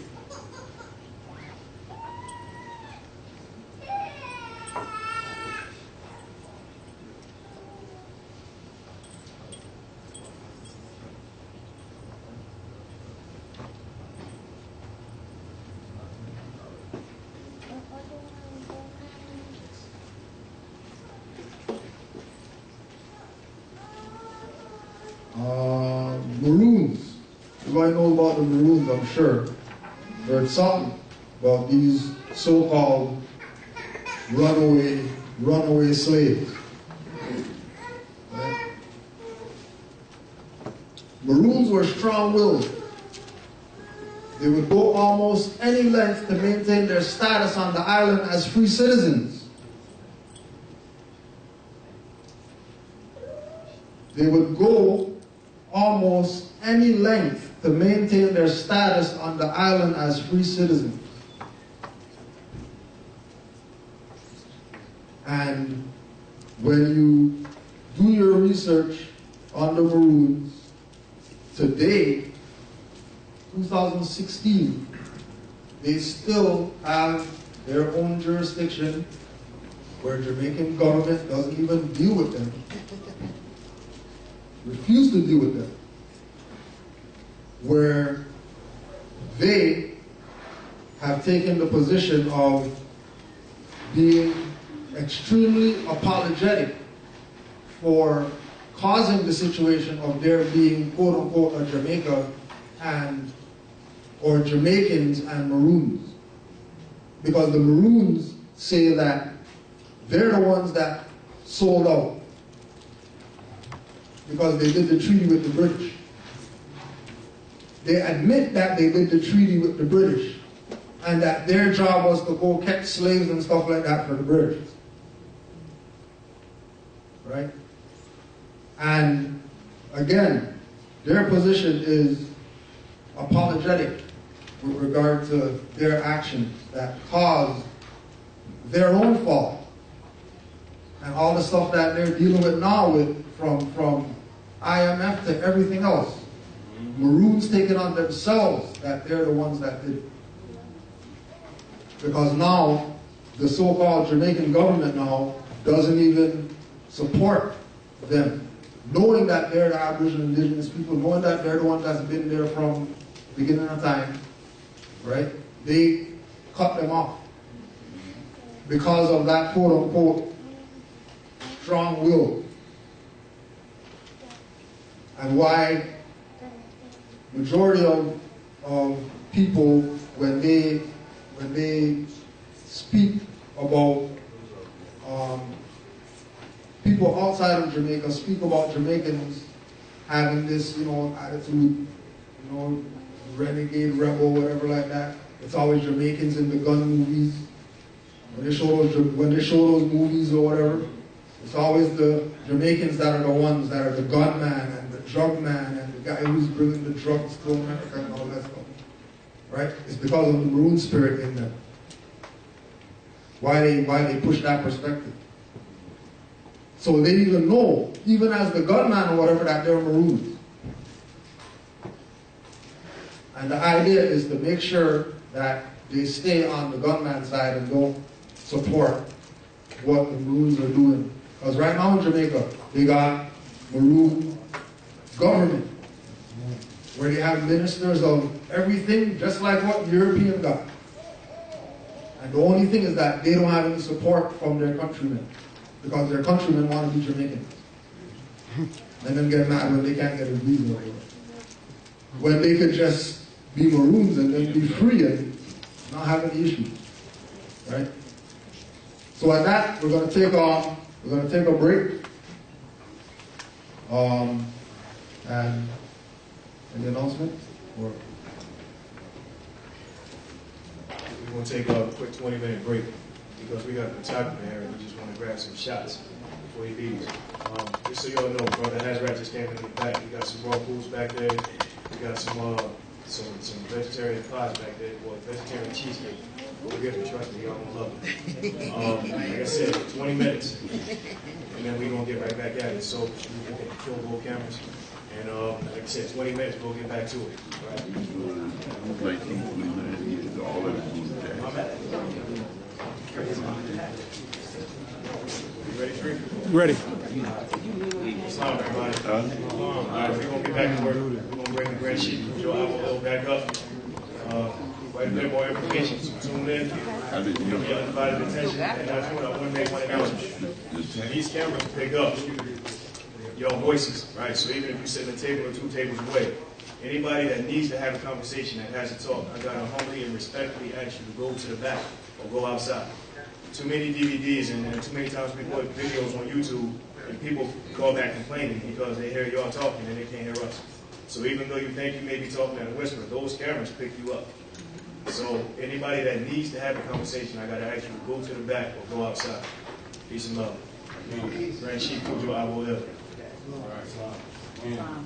Islam.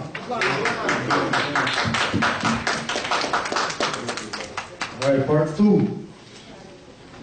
So we'll continue on.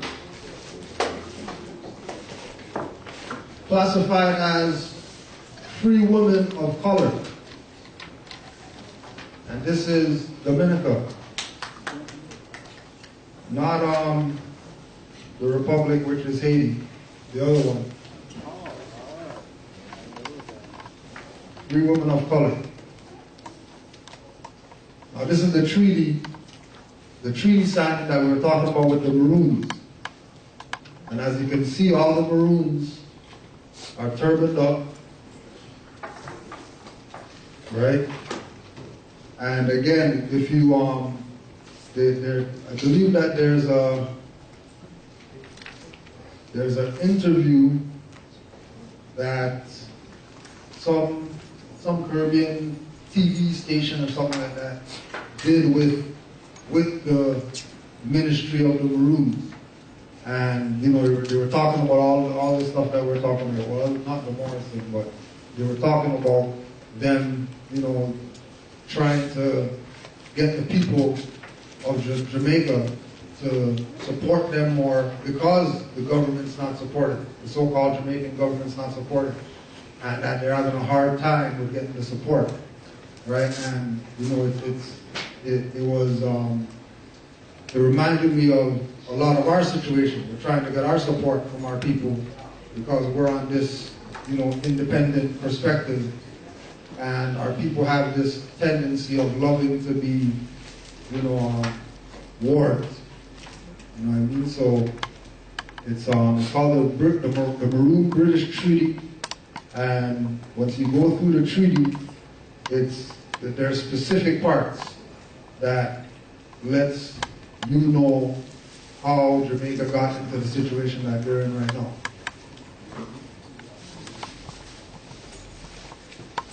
This is a pestle, or a mortar and pestle, Taino stone pestle. And the carving of it is of an owl with a fez on it. Right?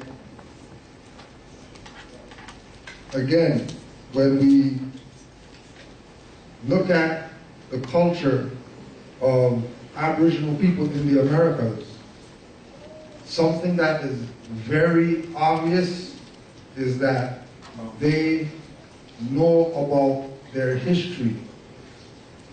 Right? It might not be told, it might not be talked about, but when you do your research on it, when you do your research on the indigenous people of the Americas, like, for example, with this stuff that we're doing, this is about maybe 80 selected images.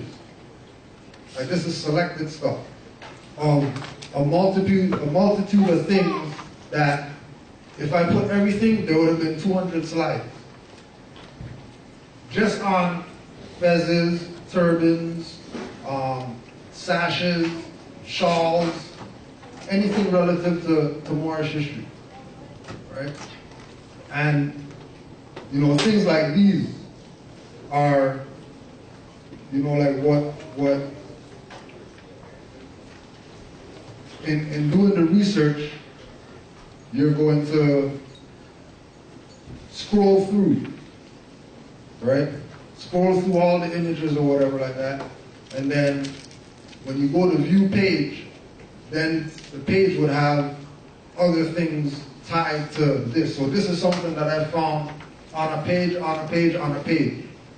Right? This is not something that was just, you know, Google images and it came up. Right? In doing your online study, because, you know, the book study and the online study is two different worlds. And the online study is going to take you into a lot of things that will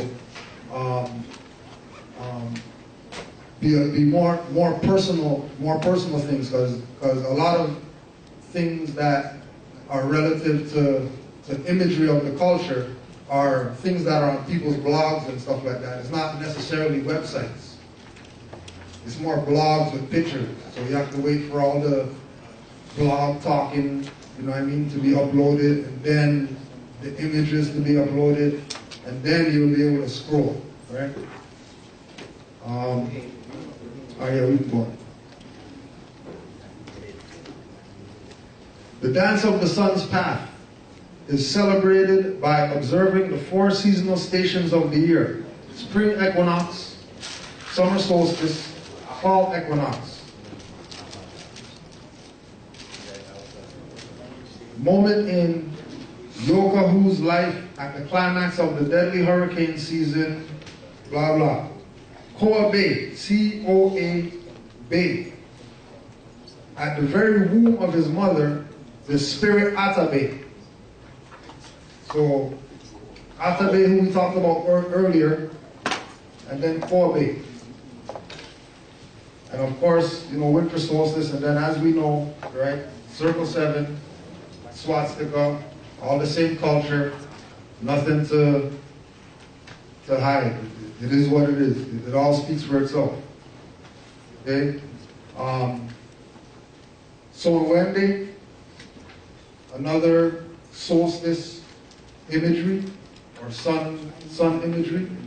And again, you can see that, the curved swastika, same idea here. The curved swastika, the 4 gates, north, south, east, west, right? All we do is just put the 7 right there, and we already know what's up. Right? Once again, right, Aboriginal culture, Father Sky, Mother Earth, the 4 gates, put the 7 right in there, and we know what it is. And again, these are things from blogs, not necessarily website stuff, not a website that has this information. In the research, make sure you go to the blogs, because people upload the pictures from when they go on their little trips or whatever. They'll put the pictures up on their blogs, right? And of course we know, the issue with a lot of blogs is viruses or whatever, but for information, you take a chance out.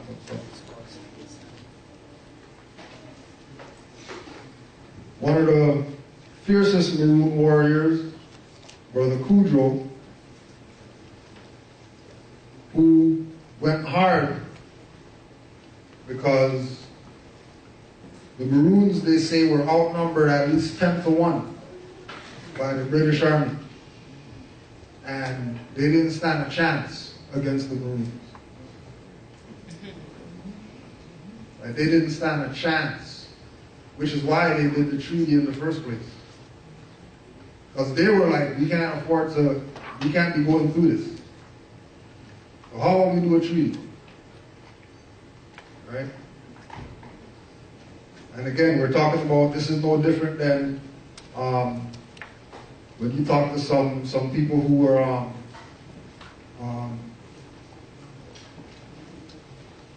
Vietnam vets or whatever like that. You know what I mean? And the barefoot guys beating up on these guys. Right? They don't stand a chance. Because there's the spirit of our ancestors is real. When we invoke our ancestors, same thing when you talk about Haitian Revolution.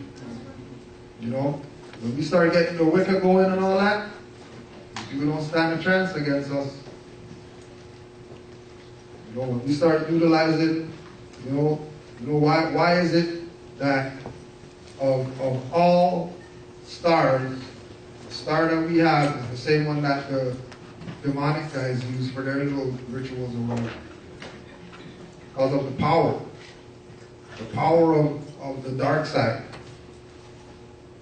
that they know. Which is why, they took the flag down and all that stuff, put it in the vault. They didn't just put the flag under something, they put it in a vault. Because of the star power. The power of the ritual. The power of putting things into the ethers and then it maybe manifesting. Right? But you're only going to be able to utilize those things if you're attached to your ancient foremothers and forefathers who utilize those things. Right? And again, it's something where people take it as a position to, see us with the Moorish star and relate it to something demonic. or satanic. And when they do that, we should embrace them. Right? They'll sit and all that stuff. Now these people running. Because it's a reality. It's not fiction. Aleister Crowley and Madame Blavatsky and all that stuff, that's not fiction. That's real. That's real. But now we have it. And what are we going to do with what we have? Right? Many of the Maroons always got their turban on. And interesting date that these people have their Maroon festival, and then there's the indigenous name for Jamaica. Jamaica. X-A-M-A-Y-C-A. January 6th is their Maroon festival. And then we know that that's right in line with our prophet and his earthly. Right? So, you know, they might be doing things like, you know, we look at the day, yeah, it's 2 days before. But, you know, it's the first month, so that's still 7. So they're still on the frequency. Even though they might not say no Kudjo Adwo and all that, they're still on the frequency. Right?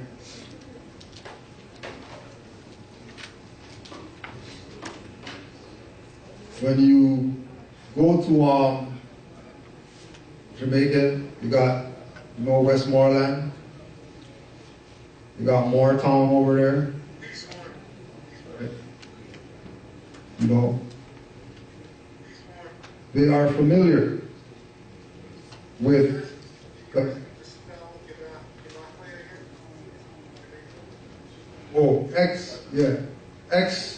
X-A-M-A-Y-C-A. C-A. X-A-M-A-Y-C-A. Is love. And then again, you know, why would they depict her in this fashion if they weren't trying to tie her to the Moors?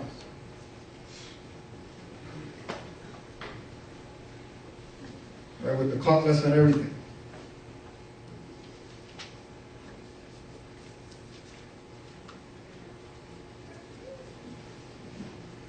I gotta bring this one up.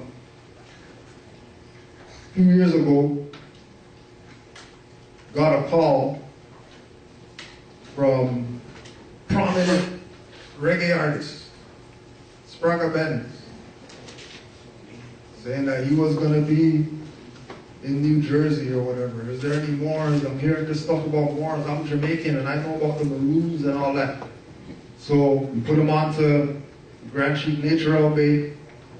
You can go on YouTube. They got their Skype up there. They got their class up there that they did.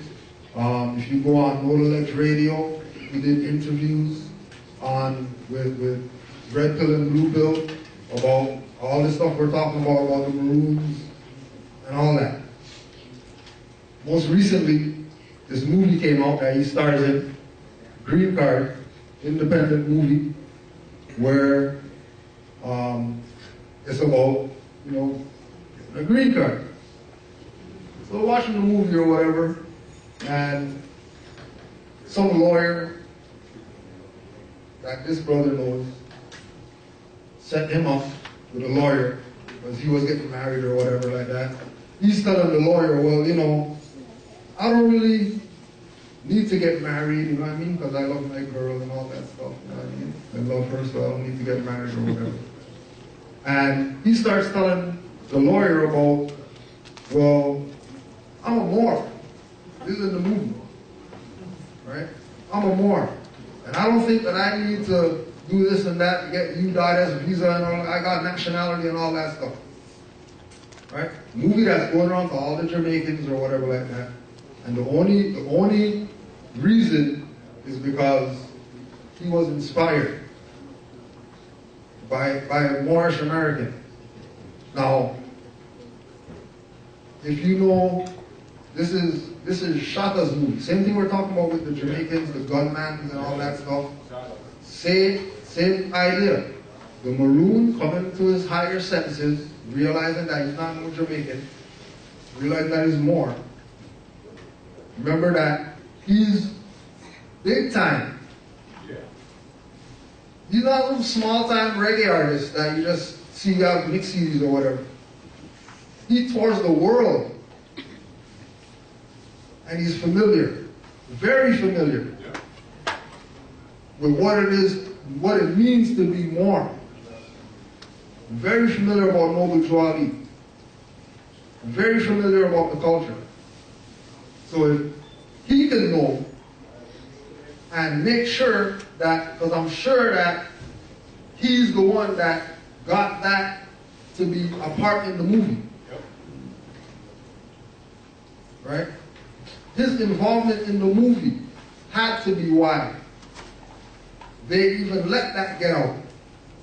Because I seen Jamaican movies and they don't talk about no Moors and all that stuff. They don't talk about Maroons, nothing like that. Right? So if he, being as prominent as he is, to take the position to say, you know what, let me let this get out. Let me make sure that this message is being relayed to my people on that island. You know, he deserves honor. You know what I mean? So big up Brother Benz for that.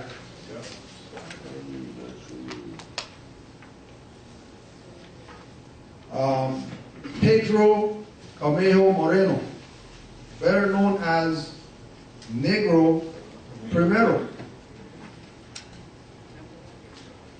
Now, he's known as Moreno, but he's better known as Negro. This is what they're trying to do with us. Get us to go right back to that state that Noble Joali took us out of. And remember, this is being done by people who are telling our story. The Noble Joali told us, you know, we gotta write our own story. We have to tell our own story.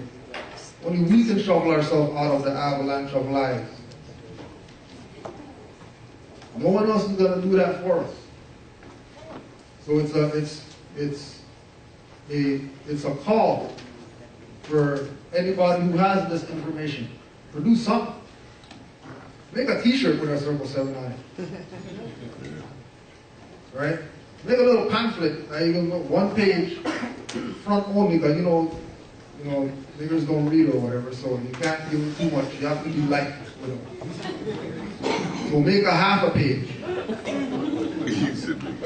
And put our information on it and give it out. Right? There's more than Canaan man who, you know, they ride transit.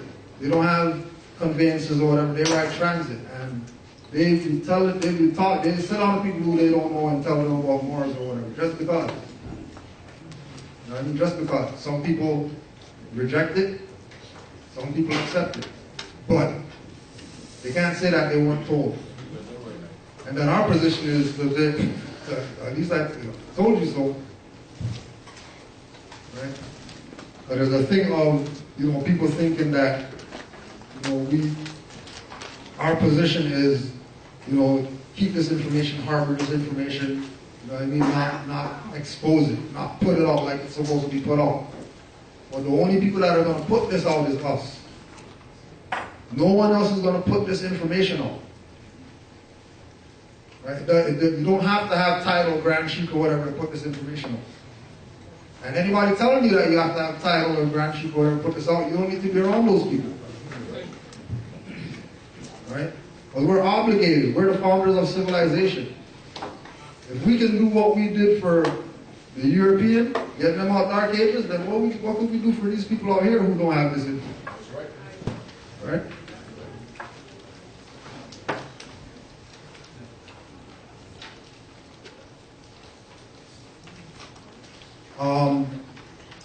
This is the building known as the Citadel in Halifax, and this is one of the places in Canaan land where they claim they shipped the Maroons to, right? Because, you know, the Maroons were such a whatever like that.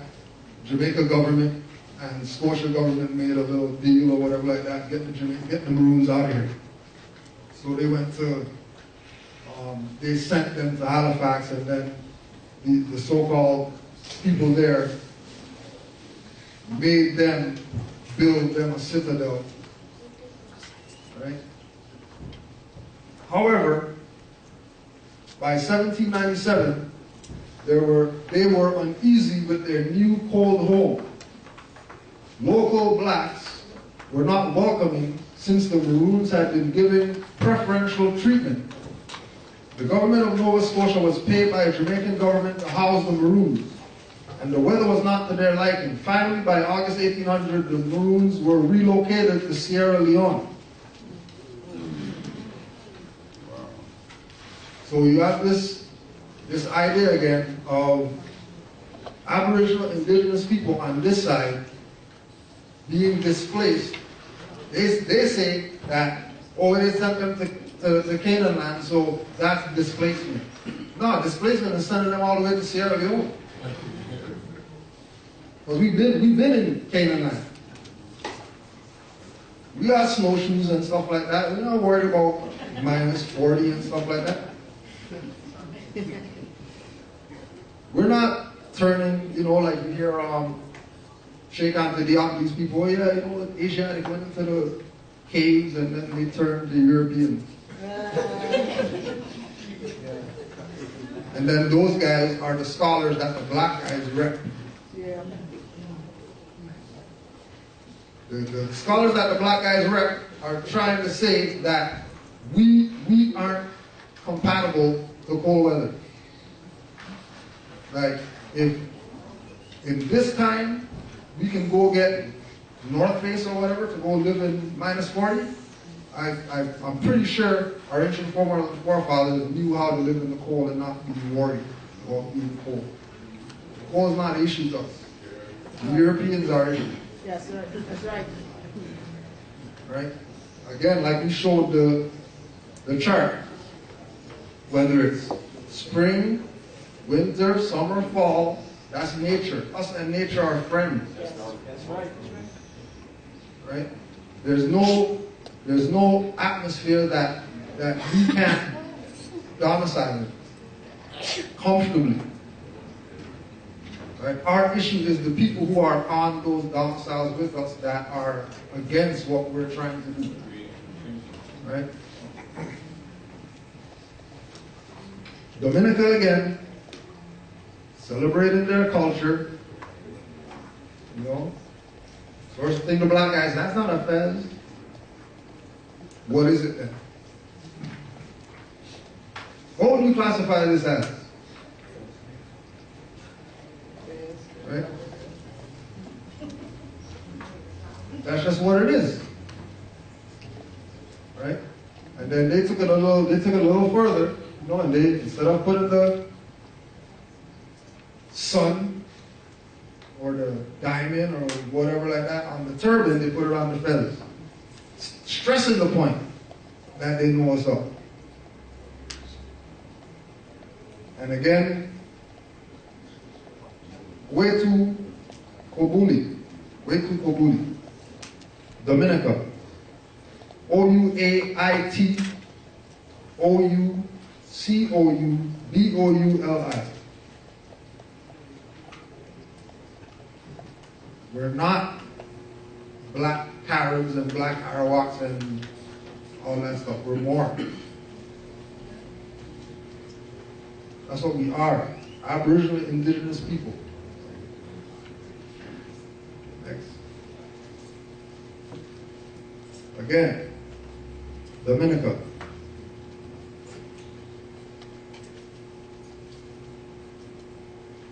Two women and a child of Dominica.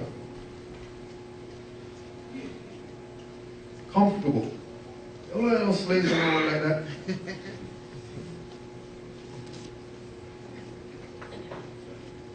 Right. There's another depiction of Aboriginal indigenous people of the Americas.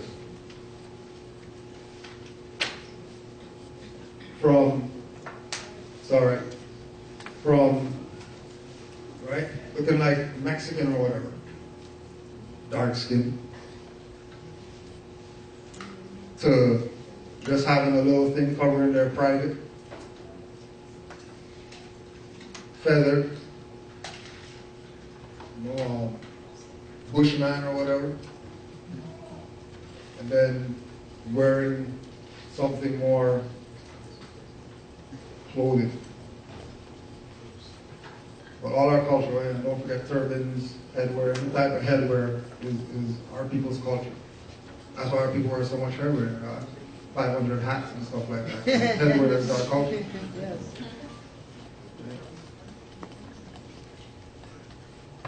Trinity Hills. The name of so-called Trinidad is based on the Trinity of these hills right here that Columbus saw.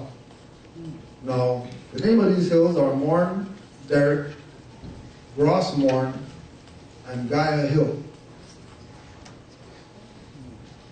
And it was said that these were the hills that he saw on his travels. And then we just outline the more in Morn, and then just do your research, and it'll tell you it goes back to more. Just in that name. But West Indian man of color directing 2 Carib women with child. So the West Indian Moor of color directing the Carib people. If the Caribs were the first people, shouldn't they be directing the other guy where to go? How come the guy with the turban on, with the hat with the feather, right? Sash, wearing white, you know, white means purity, purity means God, God is the ruler of the land, right? Yes, that's right. And then these are the Caribs getting directions from the Moor. And again, check the artists and go see their other stuff that they drew. I can't see that part. Yeah, the artist is Agostino, Agostino, Brunias, Brunias, Agostino Brunias, said to be titled West Indian Man of Color, directing 2 Carib women with child.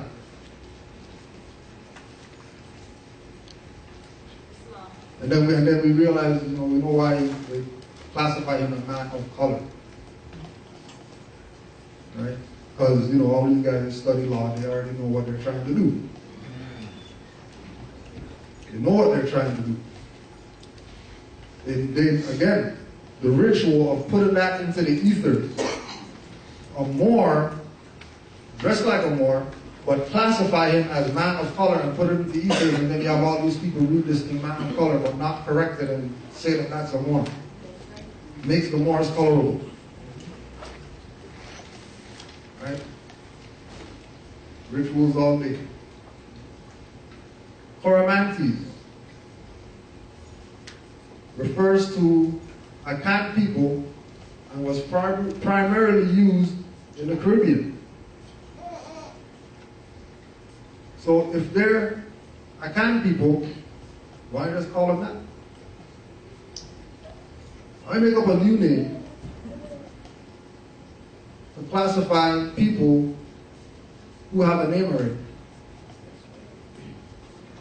Because that's not, and then when you just do the research on Coromantee, and you'll see that it's not only tied to these Akan people, which are supposed to be West Africans, which is who they say the Negro black color people are the descendants of West African people came over here on slave ship. But then remember we showed earlier that the so-called people who came on a slave ship, the slaves got shipwrecked on islands. Right? Right. They know exactly what they're doing. And then also too, with Caribbean should be Caribian. Just like IAN relative to people, an individual, Trinidadian. But if they say BEAN, you think that they're talking about these islands in a sea called Caribbean Sea, and you think that those islands weren't run by those people called Caribs. So the Caribbean is really the land of the Caribs. It's not the sea and then those islands in that sea are called Caribbean. It's those people of that landmass, those islands are Caribbean. Right?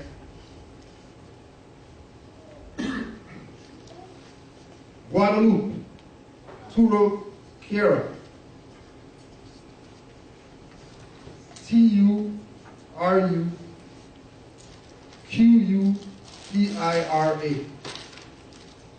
indigenous name of Guadeloupe.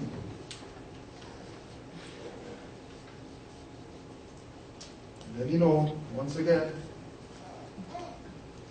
turban, so you could put your heavy stuff on your head, you know what I mean? Not hurt your head and all that. Anything without a brim is relative to fezzes or turbans.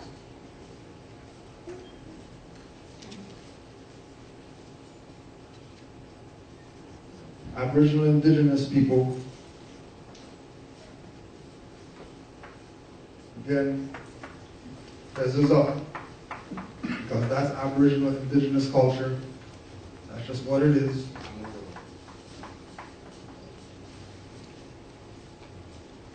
West Indian scene, again, Agostino Brunius. Again, so you can recognize the theme of his paintings, point that he's trying to make. West Indian scene. So we have the sisters who were dressed like Dominica. And then you have this guy, dark skin, feathers, you know, you got the palm trees, so you already know they're talking about islands. And they look rather in unity.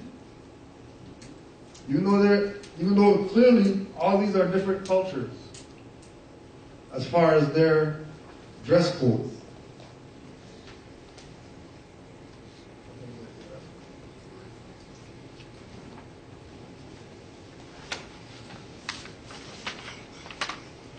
A cudgeling match between English and French Negroes.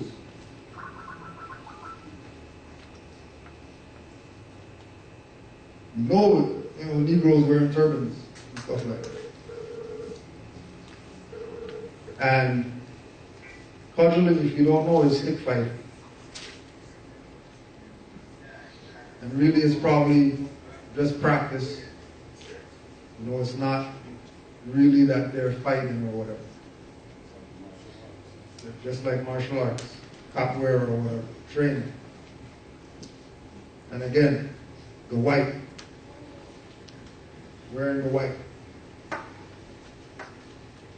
And then everybody has their head covered, except this individual. And then you got this guy back here, you know, show it, taking in what's up. And again, this is Brunias again. Martinique, Aboriginal indigenous people, red and green, represent the colors, have their turbans on, Wabo, O-U-A-B-O.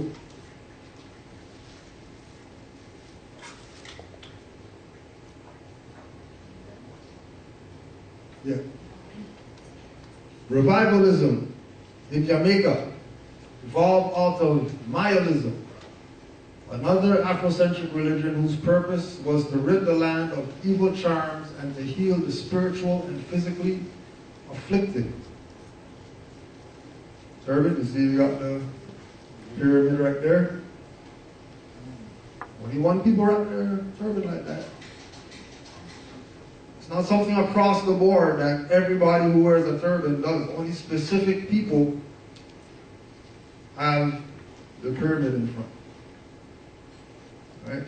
The emergence of revivalism came in the 1860s with two different branches. Zion or Pocomania. Revivalists believe in the Holy Trinity, Father, Son, Holy Spirit, Mother, of course. And they see no separation between the earthly and spiritual realms. As such, there is communion and communication between the living and the departed through the conduits of spiritual possessions, signs, dreams, and visions. Zion people call upon sky spirits such as archangels and angels, while Pocomania invokes earth spirits such as fallen angels and water spirits. One of the symbols of revival is the turban, wrapped, styled, and embellished in a variety of ways. It is one of the most recognizable symbols of revivalism and has given use to the term wrap head church.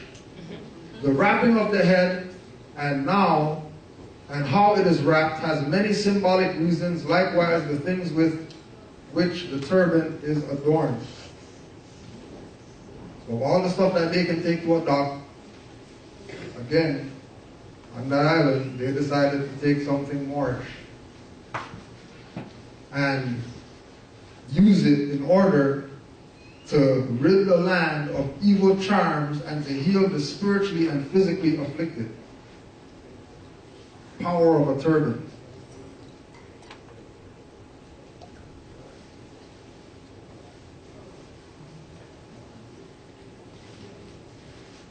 Maliuhana, Anguilla, Aboriginal indigenous carving, sculpture of Anguilla, wearing the cone fez. And then the cone fez is similar to what this Sufi boy is wearing. And then he has it wrapped. And the cone's right there, same thing, got the wrap, and then the cone.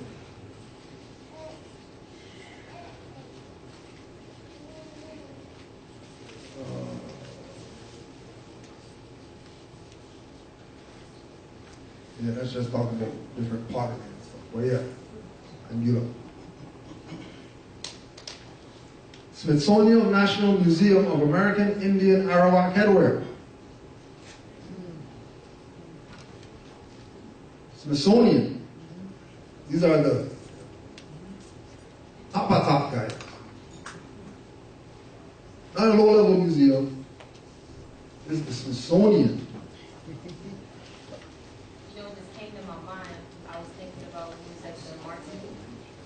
Showing about the red and green sash, it made me think about how people drink martinis. And if you ever notice, usually the drinks are like red and green, or like the olive. The skin is sort of greenish on the outside, red on the inside. So it just makes you think of these like evil little subtle symbols. You know, interesting for a martini. Yep. The ancient Taino in Santo Domingo, capital of Haiti. I'm going to give Dominican Republic more props. All that's Haiti. And again, pheasants, Aboriginal indigenous cultures.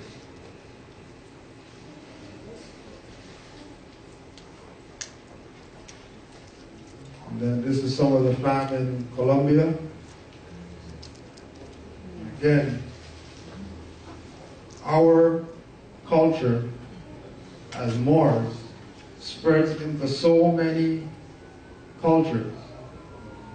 So many people know what's up.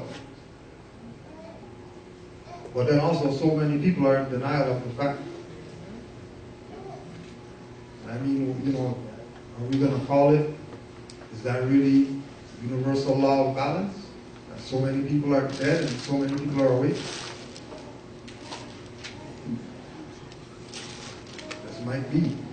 That's how it is. That's why Drew Ali could make a statement like only a handful is going to be saved. Because that handful is really going to, you know, balance out everything else. Right?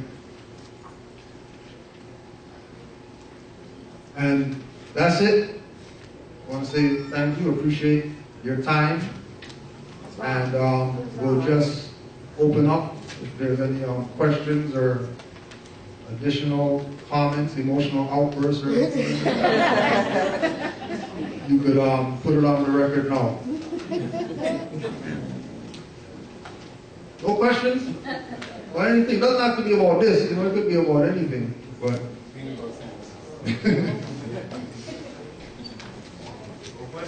questions? Everybody's good? Everybody learned something? Oh. We'll go here first. Islam, Moorish? Islam. We're good to be here today. My name is SetenRa Bey. I'm Assistant Grand Chief, Moorish Side to America, Tipping number 10, Debt from New Jersey. The Islam demonstration is beautiful to see that we are who our forefathers were. Yes. And we must understand that as Moors, we got a high self and lower self. And as we look at the depictions, as we're going through the slave trade, and how they depicted us as the one who put our people in slaves. This was done by force. When you get to the history of the slave trade, start from the 1400 going up to now, you see that the people who were expelled from Spain were made to enslave our people. But then when we come to a knowledge of ourselves, that we will discredit ourselves based off the history and the betrayal that we did. Well, we let them know we are the same people, but we understand that we have a higher self and a lower self. And in the day 2016, it's time to take our place amongst the affairs of men. Yes, sir. Because Islam. the law is based off nature's law, nature's God. And man governs nature according to one's own measure. So as Moorish Americans, we're here to tell you that our job is to obey the law, because we were the lawgivers. So to enslave a person is a violation of the law, because we are children of the Creator. So we must apply that which our Creator gave us to sustain ourselves here today, and that's follow the law. The peace and society depends upon justice for the happiness of the individual and the safe enjoyment of all their possessions. Islam means peace, universal peace. When we say Islam, we're not saying it just from a religious concept, even though it's the customary law that puts us in the predicament that we are in. But what we're saying is that we are in tune to ourselves with the higher self, which is that of the Creator, who possesses to be who we say we are. That's Islam. Islam.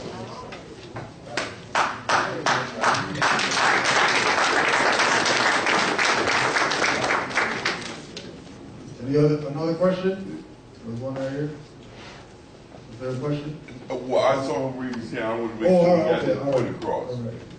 Oh, well done. I see. Anybody else? Everybody good? You know what? Give me a call here. Because you're sons of Allah, bro. You're sons of Allah. I'll get you on the record.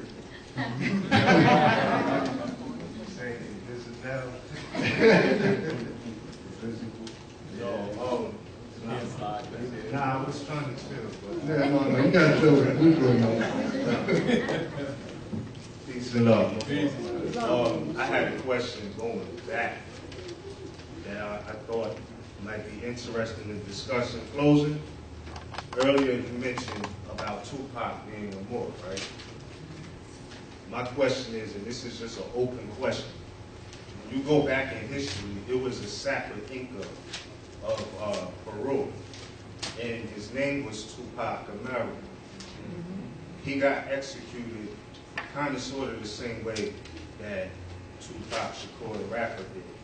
I'm asking you this because this is an interesting question for those going through identity, trying to achieve their identity, will come to the realization that if you use a name that has a certain energy on it, do you think that that correlated with how he passed out, like how he got murdered? Do you think that is anything relative to the energy of the name he was using? Islam. Good one. Yeah, well, you know, we know that the names have power. So something that when it comes to power of names, that I like to relate it to is how come all these other boxers don't have mental problems, but Muhammad Ali does? Because he was named Ali. And it was an order that Elijah Muhammad knew that you don't name your children Ali. And Cassius Clay was a child of Elijah Muhammad. So when he called him Ali, he put an X on him. Which is what he's suffering today. Because if we look at all these other boxers, they don't got no, I mean, and they're going to say that it's Parkinson's or whatever like that. I don't know. Right? So, in relative to the question, if the brother in Peru by the same name died the same way, or relative, then watch what you call yourself. You know what I mean? And you know, I didn't have, like, for example, with me, I didn't have knowledge of Kudjo, the Maroon, beating up on these guys, right? Before I took the name, right? I was just, you know, Monday born. I was born on Monday, so I was Kudjo, right? So I think, yeah, the names that we take, you know, make sure you do your research on it to make sure that it's not tied to anything that might cause you harm. Because once you put that LFA on there, now it's in the ether for good. Or if you start depicting, when you start, because remember that him saying that's a mudra, right? That's putting something in the ethers through symbology. No different than Haile Selassie. I said, all our culture. Where somebody says, and then everybody relates them to worshiping some devil or whatever. Right? So yeah, there is power in the names that we use. It's not. You know you gotta come up. All right. Well, I just gotta make a comment because you're talking about. I know it said the name, it should say appellation. Yeah, exactly. Because we all know for a fact that name is a tag and a Christian tag at that. Mm-hmm. But the reason I went into Islam, the reason I had to join my energy on this is because everybody who applies for a nationality card, you wouldn't believe some of the things that they want us to put on the card, and we refuse to do. Just because they're thinking that, you know, we're in the business, you know, of making a card personalized to what you want. No, we're not. This is an allodial family card. And we are not. I have to tell people that because they approach you their way. I just recently got that. Well, you could just give me my finance back and I don't do business. I said, we're not in the business. This is a family card. You know, it's not about business. And no, we do not do personalized private cards. Because, and this is what brought up our conversation that we had last Tuesday, they wanted to have a tribal, or what you call Indian name, right, on that card. I mean, they actually had a dissertation back and forth. It would have been an argument, but it was in writing. All right? So for me to understand, no, this is, whatever your family tribal appellation is a family tribal appellation of Moors. Or what they call tribal name, is really a family appellation of the family. But we're all one family. Bearing one pre-national name. So they couldn't get that. They wanted me to put this and that and all of that. I'm like, no. My point was, why couldn't they understand that this was the unifying of family? They were like, well, I've done my lineage in my family. And I said, your family's my family. So I wanted to say that to see that that is a part of the division that we had that happened when we did some history. Like I'm going to bring this in and found out that, ooh, I think I'm tied to so-called Indians. Well, Prophet Overdrew Ali mentioned Cherokee, but did he take you to go say you were Cherokee? He said it so that this discussion that we're having wouldn't be a discussion. That we're one family. And so I wanted to say that with the signing of relations, assigning your title, or especially the title, when someone said not to use Ali, I didn't know how powerful that was. You just brought that to life in a way. Yes. L's and Beys are what we are fundamentally, primarily. We're that first. That's the principles of lawmakers, law enforcers. That's what it is. If you can't step into being an L and a Bey, you cannot go to the day the Al or the Ali. That is reserved for the nation to be earned by degrees. Well, I think that I deserve that degree now. But see, why do we have to have that discussion? Just be the L and the Bey first. Then we go into a sign. That's why the prophet said, in order to change the people, you change the literature. Where do you think they got the whole idea of giving degrees out to when you go to those other universities? Like when you get a master's degree. You can go to school every day, make all the classes, but you're not getting that so-called master's until you do what? Write something. Publish something. You have to publish because to change the people, you must change the literature, and that's where they stole that whole idea from, that we actually taught to them. So now here we come wanting to defy it ourselves, and it's not cool. So I just wanted to say, and you're saying to, because you don't want to embarrass anyone, but there is one brother from Canaanland area, and he told me we can use it as an example. Yeah, can I do that? Can I do that right here? Because it's applicable. It's very applicable. It is. And he says, I want you to tell the people. I want you to let them know this lesson. He went through calling himself Supreme Ruler. That was his appellation. We're like, brother, no. You got to know the difference between an attribute and a free national appellation. That is not a free national appellation. That's like bring it down to, that's like a nickname. You know, like if you were in the street, you'd be calling it, come on, brothers be coming with their nicknames. Yeah, they do. I can think of some, but I don't want to embarrass the family. You can imagine, right? Some of y'all are thinking right now. Somebody might be in this room. And I said, all right, that's like on the street, that's a nickname. But it is not a free national appellation.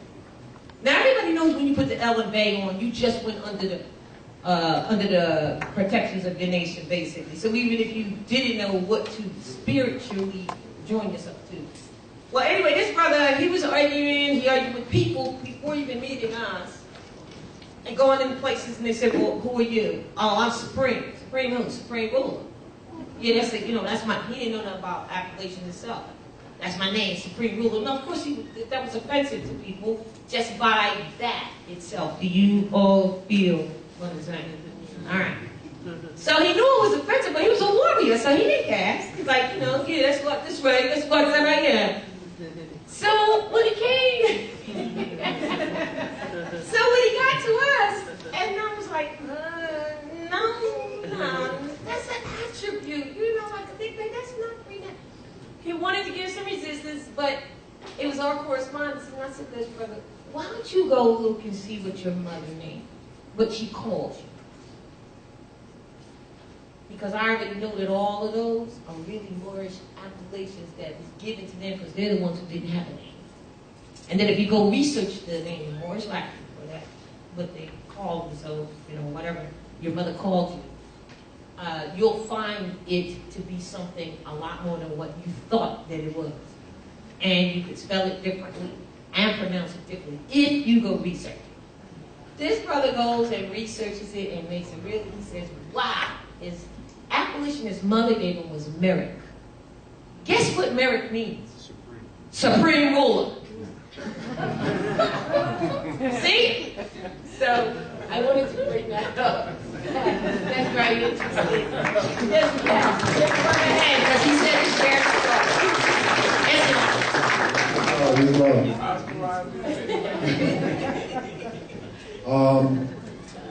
to anybody else got it? Yeah. Islam, family Islam. I just want to talk briefly about, I was watching, you know the movie 50 Shades of Grey? And you have the Marlon Wayans and his brother, how they do parody of the different movies. Right. I was watching 50 Shades of Black. And it goes in how Marlon Wayans was adopted. And his name was Christian Black. So I'm like, okay, his name's Christian Black. So I'm sitting there thinking, I'm like, his mother didn't come up yet. I'm like, his name's Christian Black. So his mother, the adoptive mother ends up coming up, and she says, hey son, how you doing? Cool, European. And you know, I'm just looking at this, and I'm like, they're telling everyone what's going on right in their faces, you know? And another part of the movie, the girlfriend that sees Marlon Wayans in the business building and all that she runs into, has a relationship with her roommate is a European daughter, and the roommate, she's kind of more reserved. I mean, the one Marlon Wayans has a relationship with. She's kind of more reserved, you know, covers her body, doesn't talk too much, you know, very humble. But the roommate, the European daughter, she's what you call, I think we can relate to this word, ratchet. All right, she had 50 different shades of hair, you know, all the different hues going on in her hair, tight clothes, acting like her vocabulary is limited to like 10 words, you know, cuss word come out of her mouth every other word. And it took me back to, what was I reading? I believe I was reading something with Malachi York, one of his scrolls, and he was talking about how the Europeans, as far as Hollywood, our Merlin magician had wood that was made of holly that he would cast his spells with. So I'm thinking like, Hollywood. So now we see these movies, even these TV shows with the heroes, everything, talking about us and our culture. You know, and you sit here and you tell people like, in unconscious, hey, you just said more, you know, you're more. Ah, man, hey, what are you talking about? We don't believe in that stuff here, man. I'm a Christian and all of this other, I love Jesus stuff. I'm like, oh, man. We're like, you know, we're kind of totally lost, but I'm just bringing that to say that the information is there. If you just stop and look, listen, you can comprehend what you're seeing and what you're reading. It's there, you know, it's there. So don't have that mindset to where as though if you come to a challenge, when you come into this information, if you come into a challenge and you say, hey, I don't think that's, no, it's there. You just got to really stop, and your distractions around you. That's really the issue, the distractions around you. Because you got so many people saying, oh, this, that, oh, this, that. Well, man knows not by being told. You got to go and actually do the actual physical research yourself. That's what you're going to have to do. You're going to have to hunker down. And it's not nothing that's going to be easy by any stretch of the imagination, because we've been indoctrinated with this for over generations and generations and generations of fraud. It's hard. But if you stick with the principles and stick with what Prophet Ali came to do, you have whatever you need. And you got family here who's fighting for you. All right. You got it. Now it's just enforcing it and being the law. That's it. Islam. That's Islam.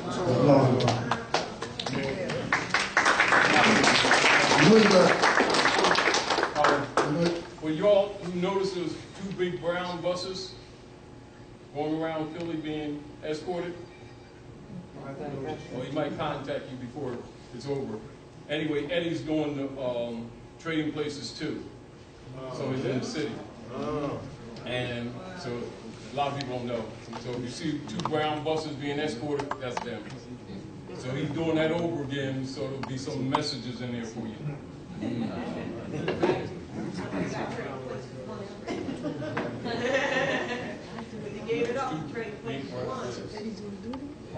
Yeah, Mark. Islam. like 2 months ago, I was watching a movie on AMC called The Cowboys from 1972, starring John Wayne and an Asiatic brother. I can't remember his name there.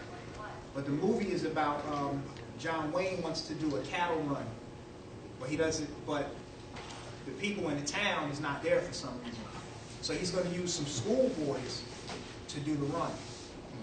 So, like while he's trying to figure out which ones are capable, an Asiatic brother joins the team. So John Wayne brings him on board and tells him where he's going to be sleeping at. So he's in the barn with the schoolboys that's going to help out with the cattle run. And they're asking what his family history is. And the brother says that his father was a tall, brawny Moor that covered his head with a red scarf. He was 6 feet 6 inches tall, and he carried a curved sword. And he's just explaining to them what his family history is. So I'm just saying that to say this information is all over the place. And this is from a John Wayne movie from the 70s. You know what I mean? And something else that I wanted to touch on too, Brother Kudjo, is you mentioned that a lot of black Afrocentrists like to focus on the Moors' participation in the slave trade as if they're two separate people. And what's interesting about that is they never put everything in the proper context, because so much was going on there. You had Moors that was doing certain things at the point of the sword.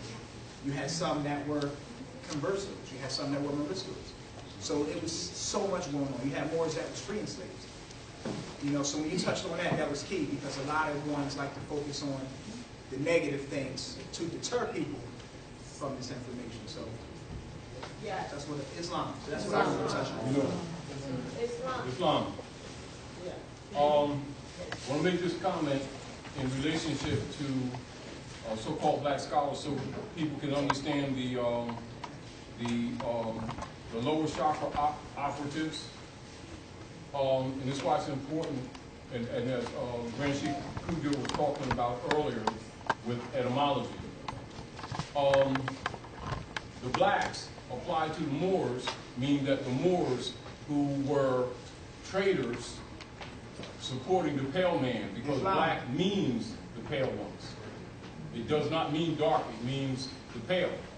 It means shining and it means pale. It comes from Middle English, derived from Old High German, and German is derived from Sanskrit. It means shining and it means pale. It means absolutely not what the people think it is. But they know that most of our people can't read, and that when you see Asiatics promoting that in that type of venue, they're letting you know that they're COINTELPRO. Islam. You know, but people should know that, and the only time people don't know that when they don't know that black means pale. Because they think black means this. Black means pale.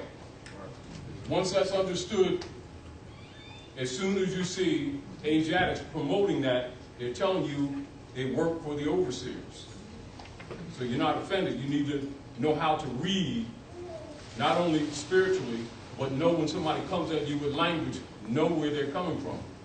Because remember, for colonial operations to be maintained and solidified, they need overseers.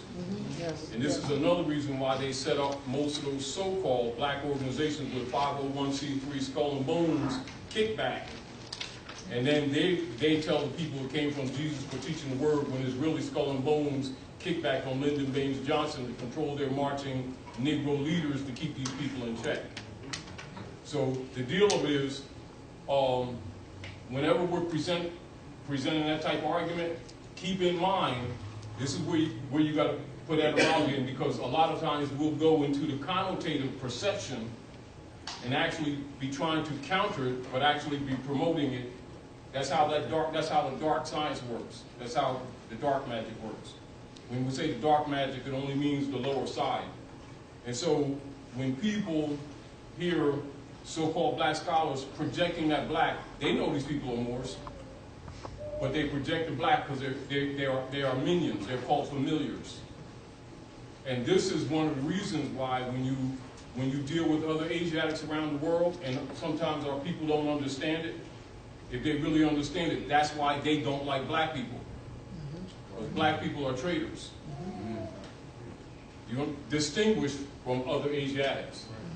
So when you understand the language, you can understand why other Asiatics around the world don't trust people who claim to be black, who are melanated. Because that's a signal to them, because they know it means pale. These people here think it means complexion. That means they're working for the Paleolithic man. The Germanic tribes, Frankenstein. Oh, yield floor. Oh yeah, and something else that I wanted to mention too. Like with that movie, I noticed that they was like kind of low-key disrespecting us because they had the brother, he was the only brother, and he was an adult, but they had him in the barn with the children, like to say that we're minors, or the capacity that we're in is beneath them. So that's something else that I mentioned. Or that I noticed too. Islam. So something I want to jump on what you said related to black, and you need to monitor the words that you say when you call yourself, because you say things like black, and that's related to pale, being pale skin. You start doing things as though you are these modern Europeans, straightening your hair, doing things that basically whoever might be like that you know is related to basically what a modern European may do. So these are things to just keep in mind about who you really call yourself and how powerful it is on a cellular level, on a spiritual level, how these things ultimately call yourself more, call yourself black or white. So it's just something I wanted to keep in mind.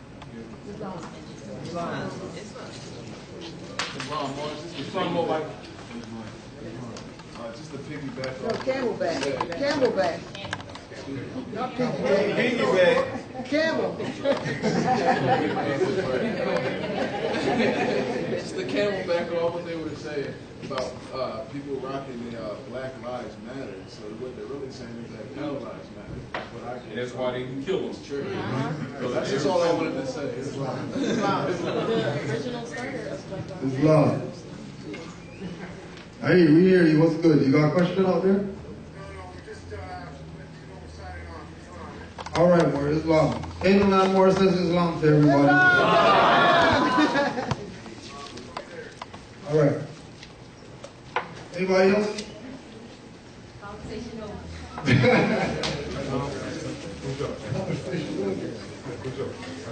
Yes, sir. Yes, sir. Islam once again. It's just like, you know, I give honor to our ancestors who was in the predicament that they were in and tried to tell a message about our uplifting as best that they knew how. And like, you know, a lot of times when Black history comes around, you see on TV they show the movie Roots. Right? Now, if you notice in the movie Roots, what's his name? Kudjo Adwo. Right? Kudjo Adwo was from Senegal, Gambia, which is part of Mauritania. So when he was brought to America, he was introduced to Louis Gossett Jr. and said, "This is your brother from across the waters." So they were telling you right there that you are Moors. If you look at the case law between William Duncan and Joseph Springer, which was represented by Abraham Lincoln, his whole declaration pursuant to the client he was representing was stating that this man is not a Negro. This man is a Moor. 2 years later, you had the Dred Scott case came out, 1857. He petitioned to be tried as a citizen in the same state that William Dungy went to, and he was denied citizenship, even though he was a free man.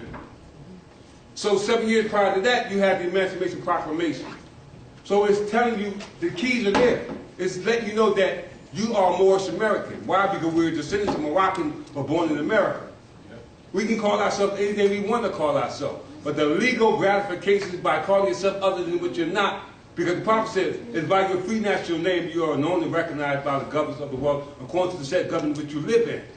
So we have to give honor to the Moors who kept the paper trail alive for us to be accustomed to who our ancestors were prior into the day. Because when Kudjo Adwo was free and he went on, if he didn't have those papers, guess what? He would be enslaved again.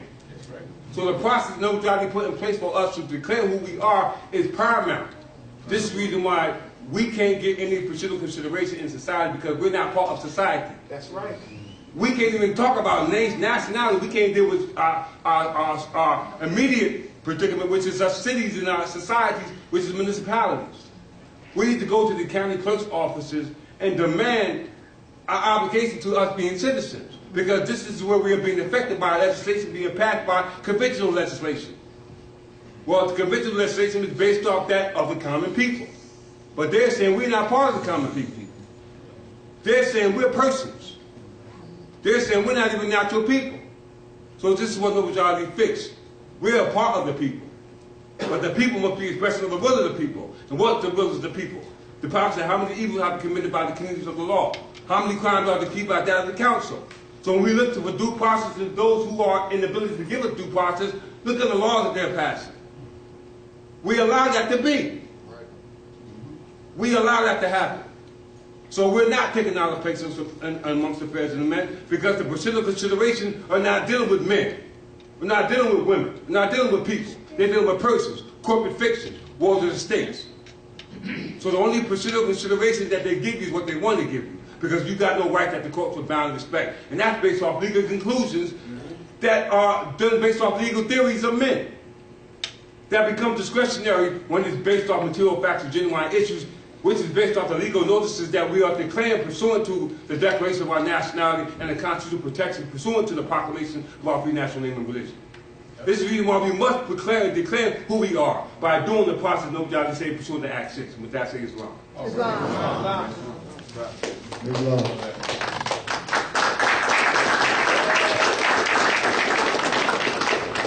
I think we're at the line right now. More questions?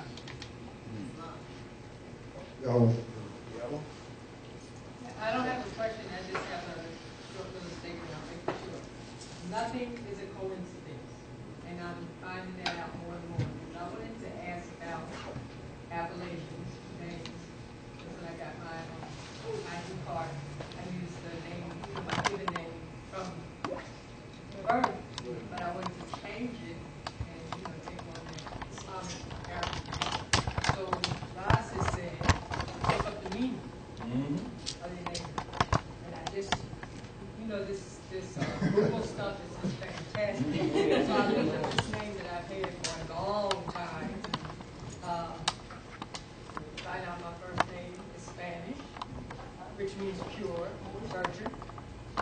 My middle name is woman from Delphine. So I looked up that. Zeus was looking for his mother, land, earth. My last name right, she knows. So I was like, wow. A coincidence. So I'm an L, and I just. Now, just that quick, you did that lesson, right? So you'll find the pronunciation and possibly spelling a little different, and it's not Spanish, it's Moorish Latin, just so you know. They're going to say Spanish. They're going to say Spanish, but it's Moorish Latin. And I forgot to say, L is lawmaker, Bey is law enforcement. Now, typically, lawmakers are, of course, women, because if every child who should give birth to, we just lay the law down. And law enforcers would be Beys, which is why they have bailiffs in courts to enforce the law. But it doesn't matter whether you're ill or Bey, masculine or feminine presentation. But just so you know what it means. You just did that lesson, right there. And now you feel like my mother was attached to something, even if it was unseen, which is what this class started out with, the unseen that creates the seen.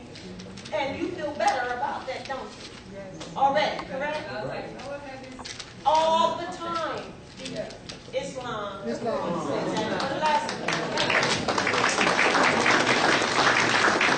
again, I'd just like to say thank you all for being here. Thank you. It's an honor. It's an honor. No, do it yourself. It's all over you.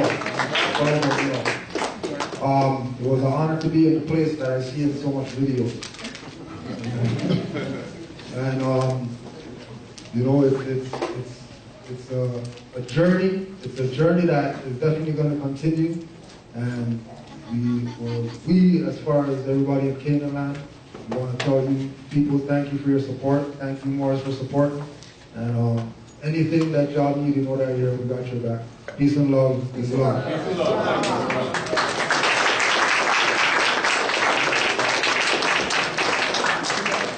That's my man, yo. All right. Great shit, Kudjo Adwo. Two things. When it came back on something that the grand chief said, just by show of hands, how many of y'all seen Roots? Roots. All right, put your hands. Now, I'm going to ask the question again. Just by a show of hands, how many people had seen Roots? All right. Now, anybody who raised their hand the first time and said that they saw it, I want you to watch it again. Right? Because now you've got different eyes when you pretend. Right?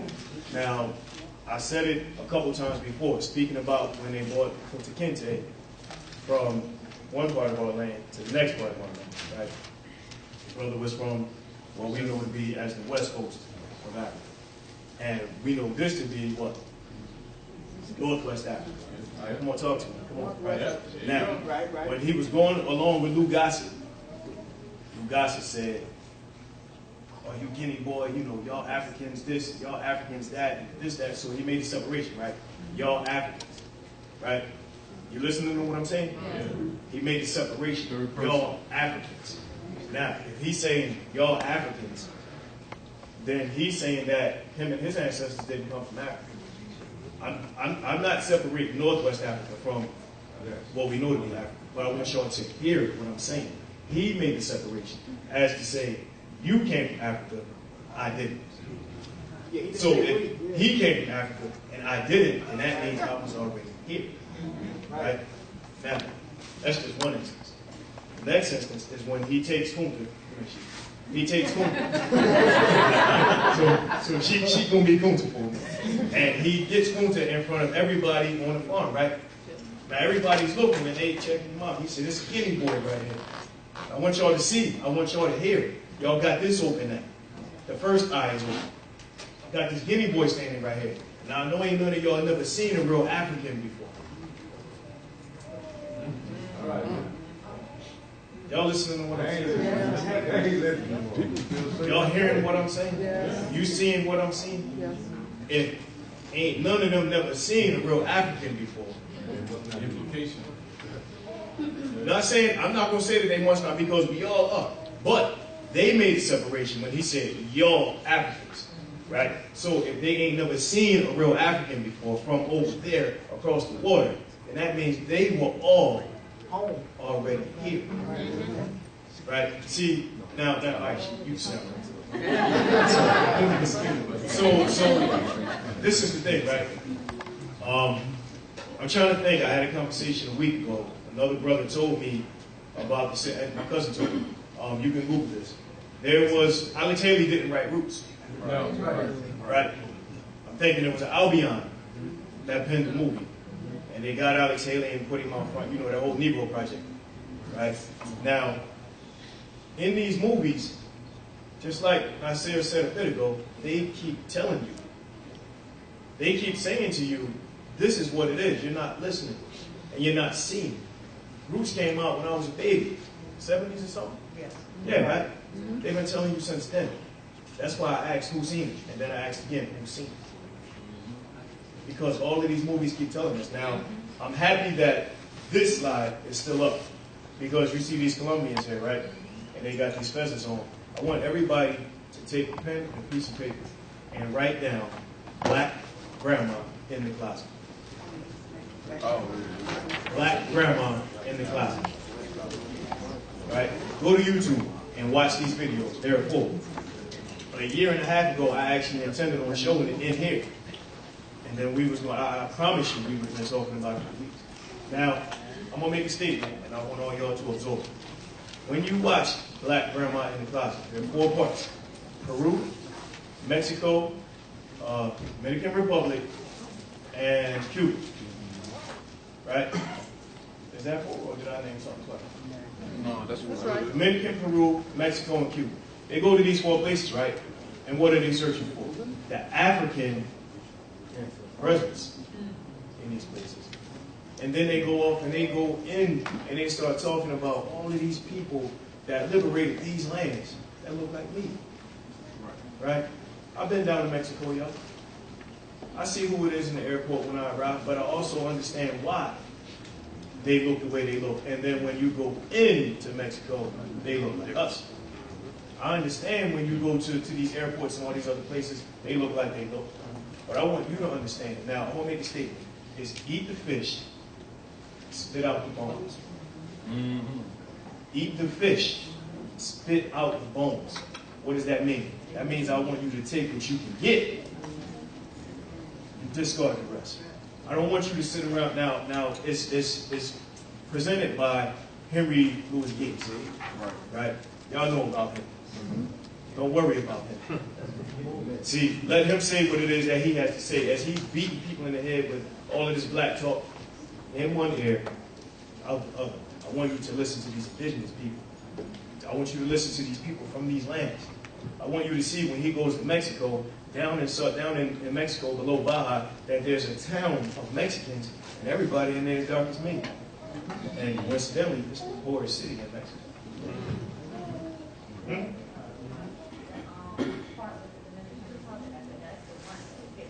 Yeah, so, don't say that. I want them to see that.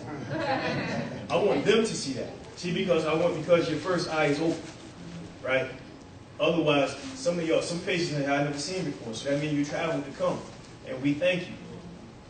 We thank you for coming, right? Because we need this, right? Everybody who came across what they call a state line, you ain't step over nothing, you ain't run over nothing. You just came. A little east, you came from up north. Some people came from other. All right, listen. I want you to see. Really watch Black Grandma in the Closet and absorb it. Listen. This is Colombia, right? This is what they're telling you the Colombians look like, right? Now, if you think back to the map that sheet showed you, how close is Trinidad and Tobago to Colombia? Across the street. Where you say? Where you say? You can swim or something like that? But they're telling you that that's what the Colombian look like, and he's telling you that's what he looks like. Right? Watch this documentary, please. This is my plea today. Watch the documentary. All right. Eat the fish and spit out the bones. All right. All right. Now I just got one last thing to do before I close out. I'm gonna ask Kudjo to come back up here because I got something to give you. Got something for the brother right here. And yeah, we giving you something. Huh? Yeah, we giving you something. I'm gonna read it to y'all. It says Islam. On the top. See, this award is presented to Grand Sheikh Kudjo Adwo. Thank you for being a pillar in the Moorish divine and national movement of the world. Your contribution to the uplifting of fallen humanity is second to none. From your family at the York House and Asiatics across the world, we say thank you. There you go.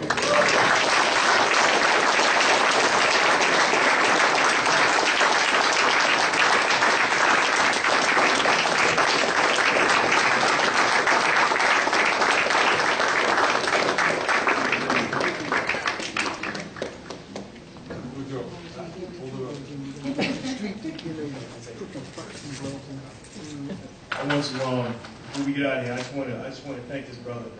I'm happy that he's here. Right? I can't really put into words how happy I am that he's here, because every time I go to Canaan land, this is what I see. So I want to thank all of y'all for showing him what they show me when I go to Canaan land. When I go to Canaan land, I've said it here and I've said it there. I'm almost brought to the brink of tears, right? Because people are willing to come see me and come hear what I got to say, right? For me, I'm just me, right? I don't do what I do for applause. He doesn't do what he does for applause, and all the other grand sheets in here, we don't do what we do for applause. We do it for the love of y'all. So, on behalf of Kudjo, on behalf of Taj, Nation, and Roz, give me grand sheet. What shop is it? Jefferson Bay. On behalf of Jefferson Bay, I want to say we love y'all. One love, Islam. Before we close, got one more thing. I want to ask Friend Chief Bey to join me in the front. He's going to bless us with closing prayer.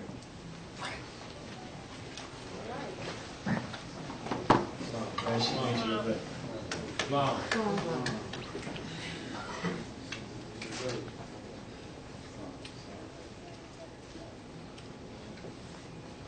Islam, Moorish. I'll take you out. I ask all Moorish Americans to join us in the closing prayer. All those who do not wish to participate in the prayer may stay seated in solemn benediction. For all those who do, we rise and face the east. 5 fingers on the left, 2 fingers on the right. Feet on the 45-degree angle. Repeat after I. May Allah find our hearts and minds back to our ancient forefathers. Divine creed and principles. This we ask. In our holy name. In the 7 Elohim. Amen. Islam.